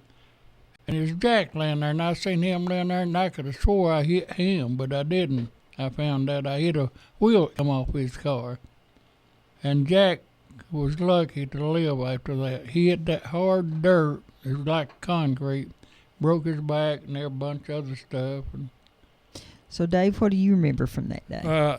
I was sitting right behind the flag stand, about 8 rows up, and I remember it came off just like you said. He got in the wall, and I remember seeing him come out of the top of that race car and go over the flag stand and hit in the middle of the racetrack. Right. And I remember that, and y'all ran 100 laps that day after that, and you can still see an imprint of his watch band and stuff in the racetrack when that race was over with. He broke up pretty bad, but he was very fortunate to survive that. He sure was. Something that's in the documentary that I think had not been out in the world very much is that his daughters gave us the pictures of the car that it was wrecked. Now, Doc, there's a big fella standing in front of the car that's got an SO patch on. Would you have to see it to tell me who that might be? I'd have to see the picture. Now, Jack Cunningham, if you met him, you'd love him. He was do anything in the world for you. I used to take his car to one Wednesday nights back when at a paved track up at Oak Ridge on Wednesday night and put it with my car, and that's the kind of man Jack Cunningham was. Mm-hmm. I thought he was a great guy. I love the story that Robert Kinsey tells about him, but we didn't have room for it in the documentary. He said he was over here at the racetrack getting ready to race one night, and his fan belt broke. And he knew that Jack owned a parts place, so he went up to Jack and said, "Jack, you think you can run over to the parts place and get me whatever it was that he needed?" And Jack says, "No, I'm getting ready to race." And he dug down in his pockets and handed him the key to the shop and says, "You just run over there and get what you need, and we'll worry about it later." And he said he had to chase Jack down afterwards to give him his keys back. But he said he just thought that made such an impression on him, as that's the kind of guy he was. He didn't want Robert to miss the race, and he trusted him in his store. And I thought that was a great story. Yeah. Anytime we talked, he always called me son. Son. Yeah. Jack kind of went blind last couple of years he lived, and I was up to hospital, had my wife up there this is about probably 2 to 3 months before he did die. He heard me talking, he walked up to me and told me, and understand he's legally blind then, told me who I was, and we talked quite a bit up there. But Jack Cunningham, to meet him, you'd love him. Mm-hmm. Well, I agree. He's a good man. He was a friend of my father's, and of course I knew him. And when he went blind, I'd run into him in town, and he wouldn't remember my voice, but I'd walk up to him and say, "How you doing, Jack?" He walked right up, about put his chin right in my chest. He's a little shorter than I was, and he says, "Who is this?" And I said, "Well, this is Ronnie." He called me Ronnie, and so. Oh, he would hug me. Beat Ron to death. He would hug back. me and beat on my back and everything like that. He was one of the friendliest people, and just seemed like he's happy every day of his life when I knew him. Now he liked to race hard. He told me one time. He says, "You're not racing hard enough." So I thought, well, I'll learn him a few things. So we had a feature the next week, and I put my right front wheel up to his door. Nearly every lap for 25 laps. And after he's over with, he said, "I'm going to teach you how to drive a race car." So we had to kind of hit each other quite a bit after that, which that drove the fans back. But he'd give you anything he had. Yeah. I borrowed his motor one time, and he Did you tell him you was going to borrow it? Yeah, I told him I went and pulled it out of his car and put it in my car, and he didn't even have a car to drive that night. And I raced my car with his motor and won the race. All right, guys, who in dirt track racers was the best that you ever saw? Who is the one that I don't know what Doc's going to say. And Dave, I probably know who you're going to say, but I'm go ahead, Dave. Go ahead. Who's your? You may not. Okay. Oh, okay. Who do you think, Doc? I mean, Dave. Go ahead. I got to run against so many great race car drivers. It'd be hard to just say one of them was the best. But I heard you give a list of them. I mean, really, I look back. It's been I was blessed to be born when I was, to live in the era I did, and get to race against these guys. So just say this guy's better than that one, I wouldn't want to say that. But on a certain night, the toughest guy I ever raced against was Johnny Thomas out of the mountains over here. Well, I just never. What mountains is that? Over around Blue Ridge. He drove for Van Dilbeck, and you'd be going along. I had a really good year that year. I mean, I ran top 3 every night and was really, really good. Had a great year. And you'd be running along there just driving hard as you could drive, and all of a sudden he'd just drive right by you in the corner and drive off and leave you. And I kept thinking, how the devil can he do that? But he did it consistently. I mean, he was good. He had a good setup and was a really good race car driver. Now, I'll name you over some good drivers. Okay, go ahead. Toodle Estes, Wayne Fielding, and Paul Fielding, and Harold Fryer, and I always liked Fred Slayton quite a bit, and Charlie Griffin, Chattanooga. Charlie Griffin was a hard man to get around. Were you at Moccasin Bend when he hung up on the pole, Doc, or do you? Well, I never raced Moccasin Bend had, which they didn't have too many. But I don't recall that. But they had usually the same amount of drivers. You'd give 1 or 2 out of Alabama up Moccasin Bend. Kirkendall, Kirk was everybody called him. He paid a little more money than everybody else. I remember seeing Leon Sales' car, a red car maybe with a white X on it. Now he came along after. Okay, after I moved along. See, I raced back in the early 50s, and then I moved on about 61 or 62. Mm-hmm. But you had some good drivers, and if they liked you, they'd do anything in the world for you. Then if you got one of them pretty hot and pretty mad, it'd be better if you moved on, you know. I got out of their way. Yeah, so tell me about Toodle Estes. Toodle Estes is one of the hardest drivers I ever run against in my life. Out of Knoxville? He outrun me 8 or 9 times at Cleveland Speedway, and I got to figuring, how in the world is he doing that? What he's doing, he is driving that car. And I found out what kind of cam he had, so Junior Fox on my car then, so next week we put a full Escoderm cam in that car, and got a little bigger jets in the carburetor and a few things and other, and geared it a little higher, and outrun him. But Toodle didn't like that too well, but he accepted it. Then next week we had a special match race between me and Toodle and Joe Lee Johnson, Harold Fryer, Ivan Stevens, and Claude Lee of Knoxville. And how I won it, it amazes me that as of this day how I won that race. It's a 10-lap wide open race. And it paid, I think, something like $500, and I was wanting that $500. That's the only reason Dave I know laughed. how I won it. I've got You can race hard when that money's up there. I've got a clipping in here of that race, and I've got down the best race I ever run in my life. Mm-hmm. And all of those clippings that that Doc's talking about in his scrapbook there, I copied those, and they're going to be in the book if I ever get the book finished.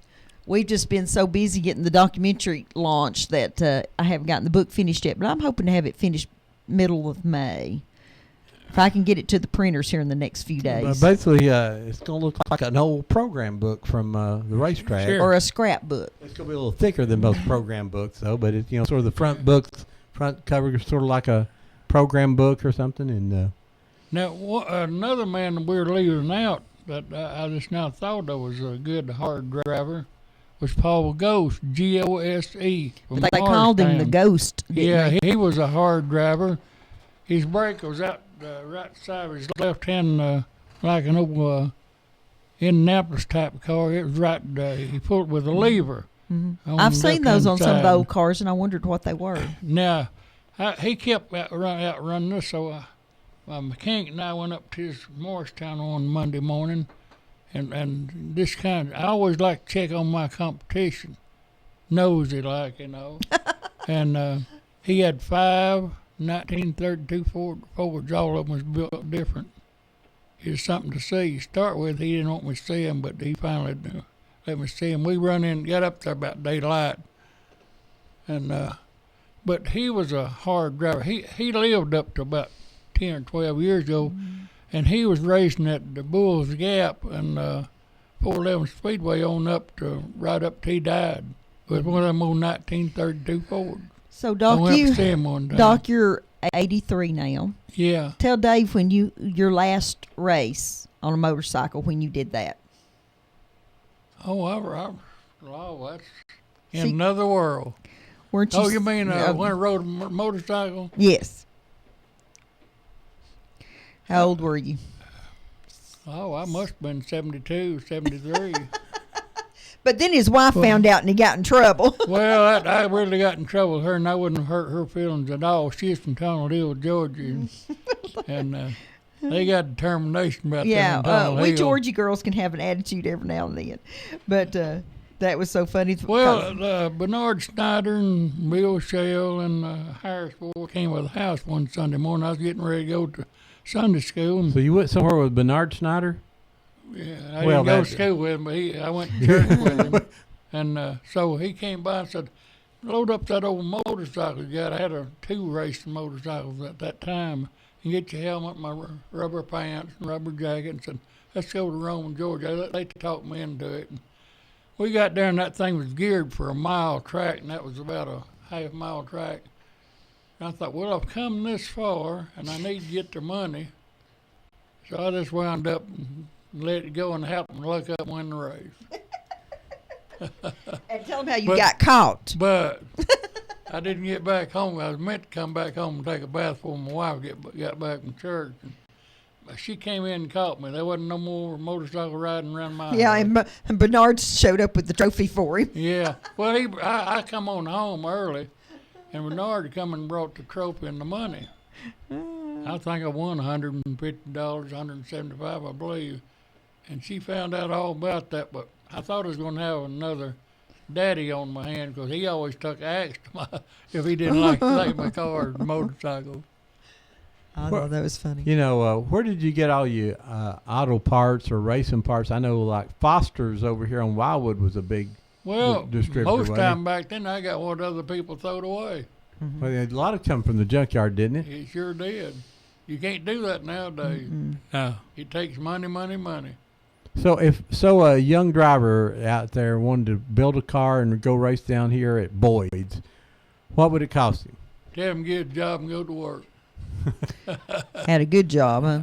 I take that back. I had a lot of fun racing, and I made a little money back in my time. I bought my house and paid for it in 2 years. I was excited about that, and of course my wife was a manager. And I couldn't do it on my own, but what you're saying is you give her me out of trouble. You give her all the money. Is what you're saying? Yeah, right? Sure yeah. And she took good care of it. And at that time, drinking was pretty popular, and I never did have time to drink. I never drank liquor in my life, and very few beers.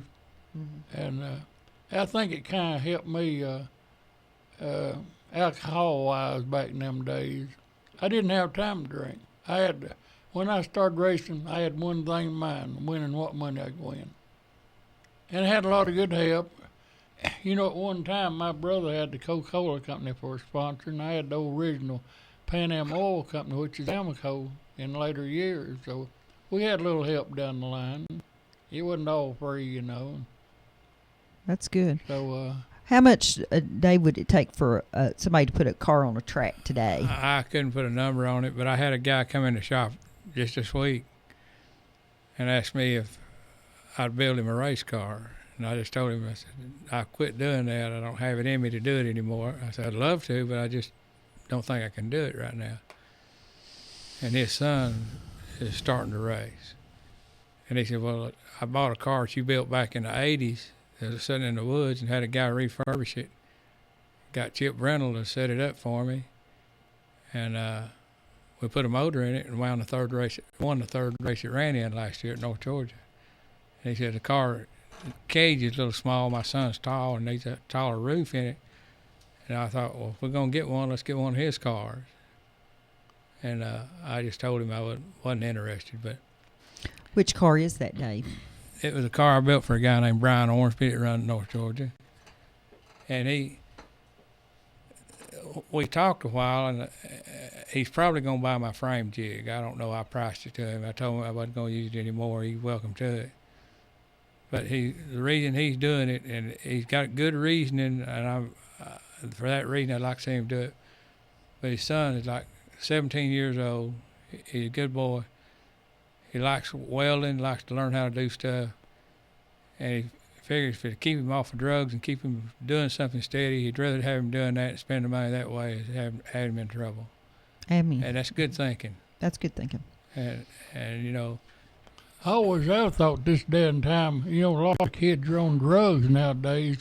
If they were busy working on a car or had something interesting to them, maybe they wouldn't be on drugs. You wouldn't have time. Wouldn't have time, exactly right. When that's a full-time job, if you're going to figure on running 1, 2, or 3 and race, you got to have a good car, and you got to have a determination and keep your mind straight and your body healthy as you can get. A lot of folks have told us they felt like if they go back to some kind of like the ponies or something that you could get into at a reasonable price, that we could get more cars on the tracks, more kids racing. What do you? I mean, I don't know about that. Well, I don't know what the answer is. I don't know what. There needs to be some kind of entry-level car that you can build cheap. That's what we're. And I don't know exactly what that would be, but it's possible to build everything and do that. But it's a shame that there's not a place which was a dream I had one time, was building a big shop, having equipment in it, and let people come in, rent the shop, and build their own car, use the equipment. It's a shame there's not somewhere like that you could go and do that for so much a week, keep your car there and build it and have a little guidance. But I don't know what the real answer is. It's a shame, but young people do need something to keep them busy. And I promise you, if you have a race car, if you're serious about it, you're going to spend a minimum of 40 hours a week working on that car. You're not going to have time to get in a lot of trouble. Now, what they call the crate engines? What a basic crate engine? What does that cost? You can get a good crate engine for $5,000. If you build a late model motor, you're going to spend 3 times that. And I love the stories where the guys used to go to the junkyards and you take your old 55 frame and put that frame on your next car. Things like that work then. Right. Like that. Let's get this call here. Good morning, caller. You're live on Old Town Cleveland. Ron. This is Fro Daddy. Hey, Dad. You're feeding back, sir. Debbie? Yes. Tell us where you are, Fro Daddy. We're at the South Walk at the Greenway there at First Tennessee Raider Drive. And there's a bunch of kids out here that they're drawing up. Folks are going for the prizes. I've got Cameron Fisher here with me real quick. I want to let him explain some stuff going on down here, dude. Okay, go ahead. Hey, Debbie. Hey, we're out here, Chalk the Walk, as he said. We're having a great time. We got a lot of vendors, a lot of food vendors, and people starting and actually finishing some of their Chalk the Walk sculptures. And we're also out here promoting a couple other things. We're launching Friends of the Greenway, which is, as the catalyst for Friends of the Greenway, we have the Save the Chair campaign. The big yellow chair, you heard about the big yellow chair? Yes. Raider Drive? Yes. And it's gone missing. So we want. Yes, I understand that. Yeah, we want to bring it back. So we got a campaign to bring it back. We on our website, Save the Big Chair, and if you go to Friends of the Greenway, actually it's on our website at cbcgreenway.com, and you'll click on Friends of the Greenway, and people can donate to bring the chair back to its rightful place here on the Raider Drive. Sounds like a winner. All right. What kind of food vendors do you have? Let's get to the important thing. Oh yeah, we got Baskin Robbins, we got Quiznos, we got Kona Ice. Yeah, we got them. Look at them all here. And Ron, your favorite, G Daddy's Barbecue. Oh yeah, G Daddy is my favorite. Oh, man, it smells good out here too. And we got bouncy houses and everything. And the cool thing is all the chalkers on the Greenway. Checking the Cash has the cash deals out here. You can come see the horses, have your picture taken with the horses, the big Clydesdales. What is the weight limit on the bouncy toys? No, I don't know about that. And also, folks, Cameron, there's a $1 raffle ticket will get you a big old $400 prize basket if you win. So it's worth driving over here just to get you a raffle ticket. That's right, only $1, and it's worth the total value is like $383. How's the artwork looking, Fro? That's right. How's the artwork looking down on the sidewalks? I didn't do any of it. They wouldn't let me. Well, he laid down and they traced around his body. He looks like a dead body. We do have Matador laying down over there. He's asleep, so people are just walking around. I mean, that's our art for Whoop Radio. So they can come to the corner of Raider Drive and Keith Street, and they'll find you there, right? Yeah, that's it. Come on out. All righty. Thanks, Fro. Thanks, dude. Bye-bye. Good show. We're out of here. All right, bye-bye. Till 2 o'clock. Come on out till 2 o'clock. Only on Whoop Radio do we do a remote over somebody's cell phone. Chalk the talk. I mean, walk the chalk, or what is it? Chalk the walk. I'll get it right there in a minute. And it's from 10 to 2 today up at Raider Drive at Keith Street. And for only $10, you can reserve a 5x5 concrete canvas there and use the chalk and make artwork. The last time we were there was some incredible artwork. It was really good. I couldn't spell my name, so you'd read it. Okay, we got another caller. Go ahead, caller. You're live on Old Town Cleveland. Hey, man, how you doing? Great. Hey, what's going on? I want to ask your guest there. Back in the day, I used to have a Plymouth Super Bee, and I usually gave mine more horsepower by changing my jets, my carburetor and stuff. I don't get me wrong, I'm no mechanic, but I can do things like that. I was asking them, is it more complicated now to tune up a car than it was back in the 60s or 70s? And I'll hang up and listen to you. Okay. What about fixing engines today, Dave, as compared to back in the day? Problem now, all your new cars, all electronic fuel injection. And to retune them, you have to have a laptop and have to buy a program to get into the computer to change it. So it's a lot more complicated than it used to be. You can't even change the fan belt now. Well, it's a little tough. Oh, man, I tried to do one of those serpentine belts. Yeah. Oh, I finally had to call Wrecker. Somebody come get my car and go put the belt on. Well, yeah, a bunch of them now, they got they all got the serpentine belts on them. But it is a little tough to change, but it's a lot more to working on one of them now. Yeah. Oh, yeah. Good morning. You're live on Old Town Cleveland. Hey, Ron. Oh, hey, Red. I just wanted to tell you something. Okay. Tell Bob Cash, I never paid for a date in my life. Well, maybe you can pay. Maybe he'll pay your way in then for Thursday night. I'm about to start now. All righty. Okay. Bye, Red. Hey, Debbie, is leather film and book going to be available at Well, Thursday I'm going to night? make sure that it's all right with the museum, but I can't see why it wouldn't be. Rod, what are you digging for? My keys. Okay. Are you going somewhere? No. He's been digging in his pockets. Evidently not. I'm not going anywhere. He's emptying his pockets out.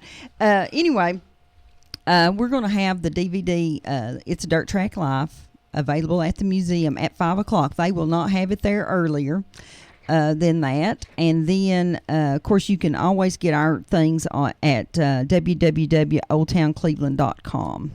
And I have a few Confederate Voices books left, and I'm talking about, I'm probably down to about 30 of those. And after I sell the last batch of those, I'm going to go to Kindle. So if you want a real book to hold in your hands, you better buy one now. Go ahead, caller. You're live on Old Town Cleveland. Yes, to make a comment on, you was talking about beginners at the racetrack. Yes, who is this? This is Anthony Hawkins. Hey, Anthony, go ahead. Well, back in 2000, they had what they called the four-door class. Mm-hmm. And it was a lot of fun. It was cheap. Cheaper? Yeah. Yeah. I just think that that's going to be what's going to save dirt track racing, because I know Ron and I went down to Boyd's last year. Beautiful facilities, so well maintained. The staff was incredible when we went down to do some filming. But when they had their races, there were only like 6 cars on the track, and they'd get spread out. And it's just not back in the day when we used to go see Dave race, and they'd be how many cars on the track at one time, Dave? Well, we started as many as 26. Yeah.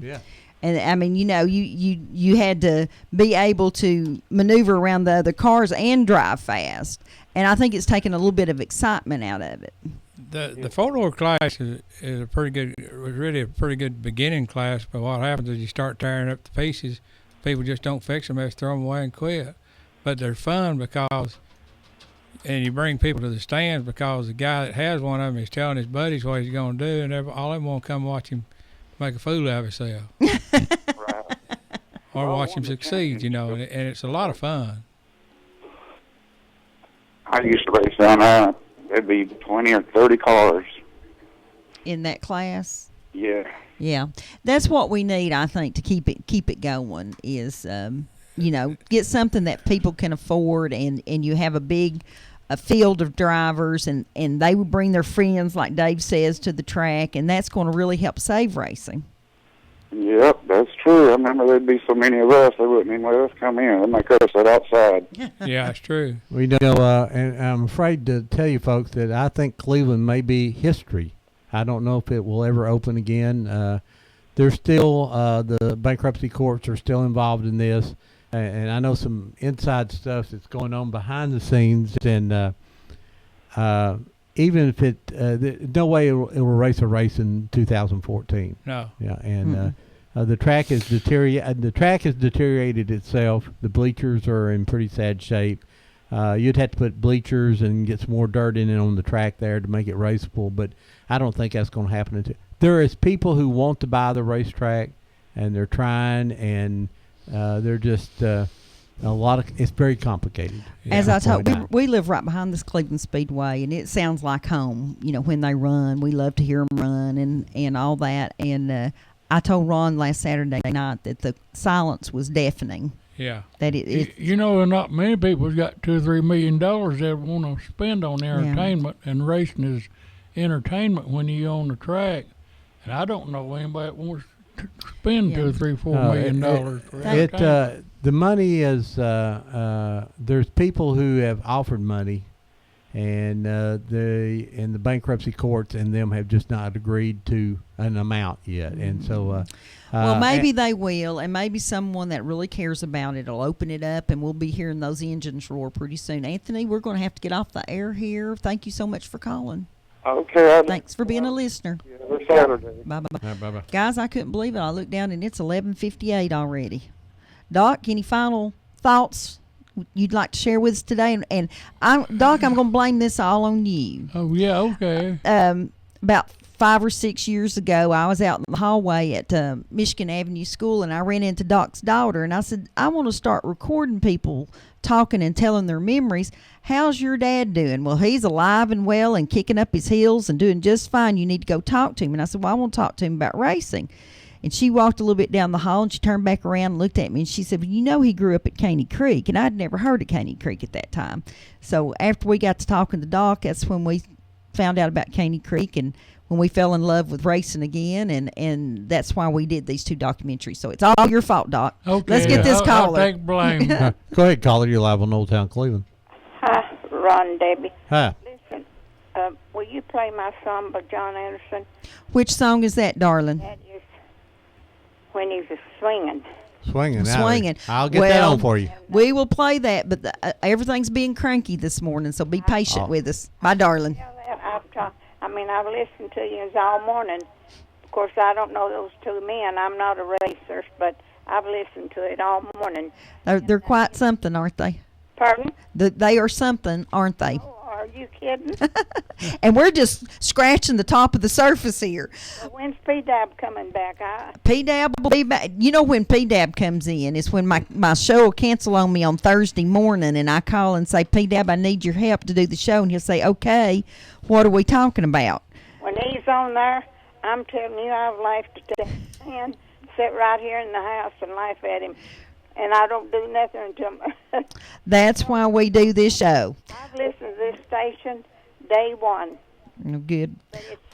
This has been the shortest 2 hours in history. Yeah, it's gone by real fast. Thank you, darling, for calling. Well, hey, I've got Swinging coming in there. It'll be about 5 or 6 minutes, and it'll be on. Bye-bye, darling. Got Manny Pearl, so one there's 2 of them on, too. I'll look at it then. All right, thanks. Thanks. Have a good day. All right, bye-bye. But Doc, any final comments you'd like to make, sir? I appreciate you having me on, and everybody will come out Thursday night at 5 Point Museum. You can buy the Candy Creek film and book, and also now the racing part's going to have a film.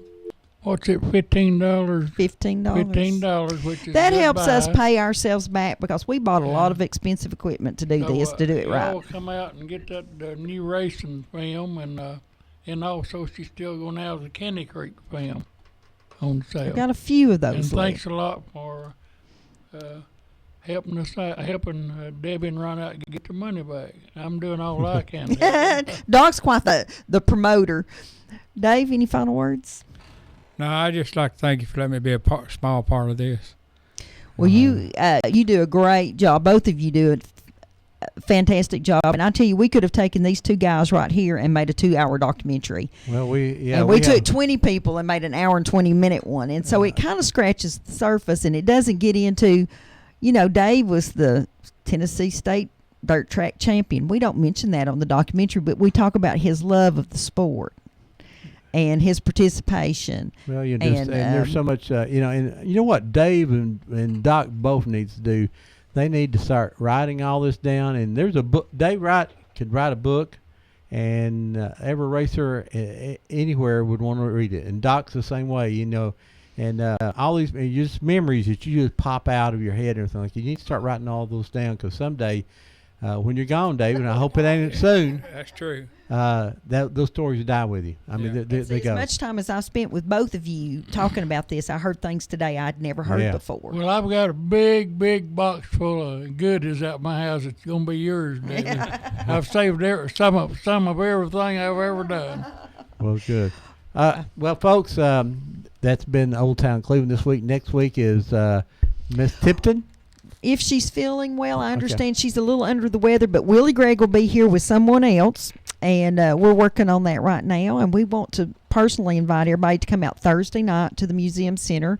I'd suggest you be there close to 5 o'clock and come see the documentary, and then Doc and I are going to go up to Athens at 1 o'clock next Saturday to the museum up there if anyone needs to, if that's closer to where they might be, and we'd like to have you join us to see the documentary. And folks, you got to get those old pictures out from under the bed, now the closet, now the shoe boxes.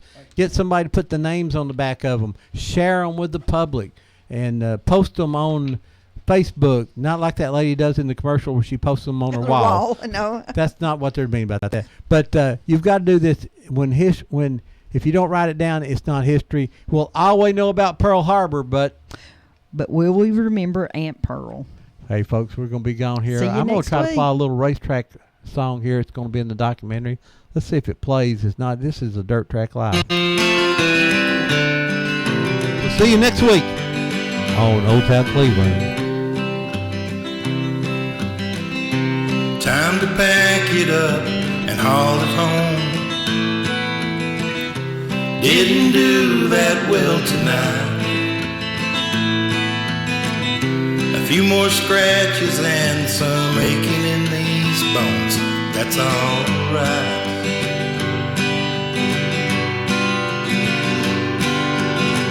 This week I need to work some overtime.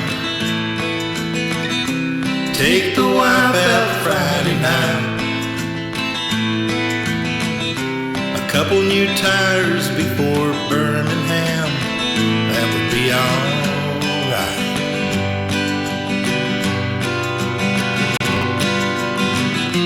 You can say I've been going in circles. Not many right turns in my life. Never catching up to the dust I left behind. But that's alright. That's alright. It's a dirt track life. I smelled like gas since I was 17. Under the hood most every night. I spend more money than I could ever win, but that's alright.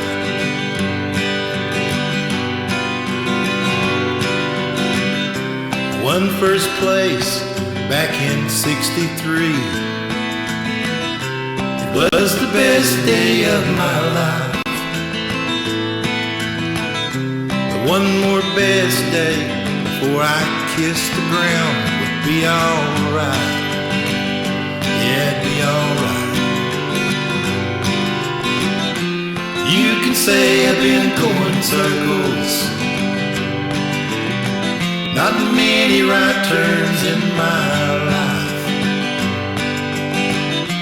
Never catching up to the dust I left behind.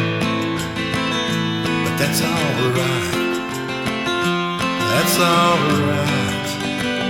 It's a dirt track life.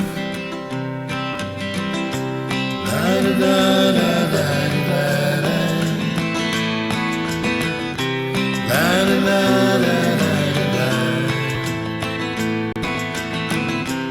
The Greenway Public Arts Committee is setting the stage for another great outdoor arts festival for the entire family. On Saturday, April 12th from 10 to 2, it's the second annual Chalk the Walk, the Cleveland Greenway's public art exhibit, open to any individual or group regardless of age or skill level. Each participant receives a portion of Greenway space as their canvas and the chalk to create their masterpiece for only $10. Prize money and gifts will be awarded for Best in Show, People's Choice, and more. All funds raised will establish a master plan for displaying permanent and temporary works of art in the public sector, as well as grants and scholarships to attract local artists for exhibits to be enjoyed by the entire community. For more information, or if you're interested in sponsorship, log on to www.cbcgreenway.com. Come out and enjoy the Chalk the Walk event on April 12th from 10 to 2 at the Greenway at Raider Drive Park. This will be a great family event, and we hope to see you there.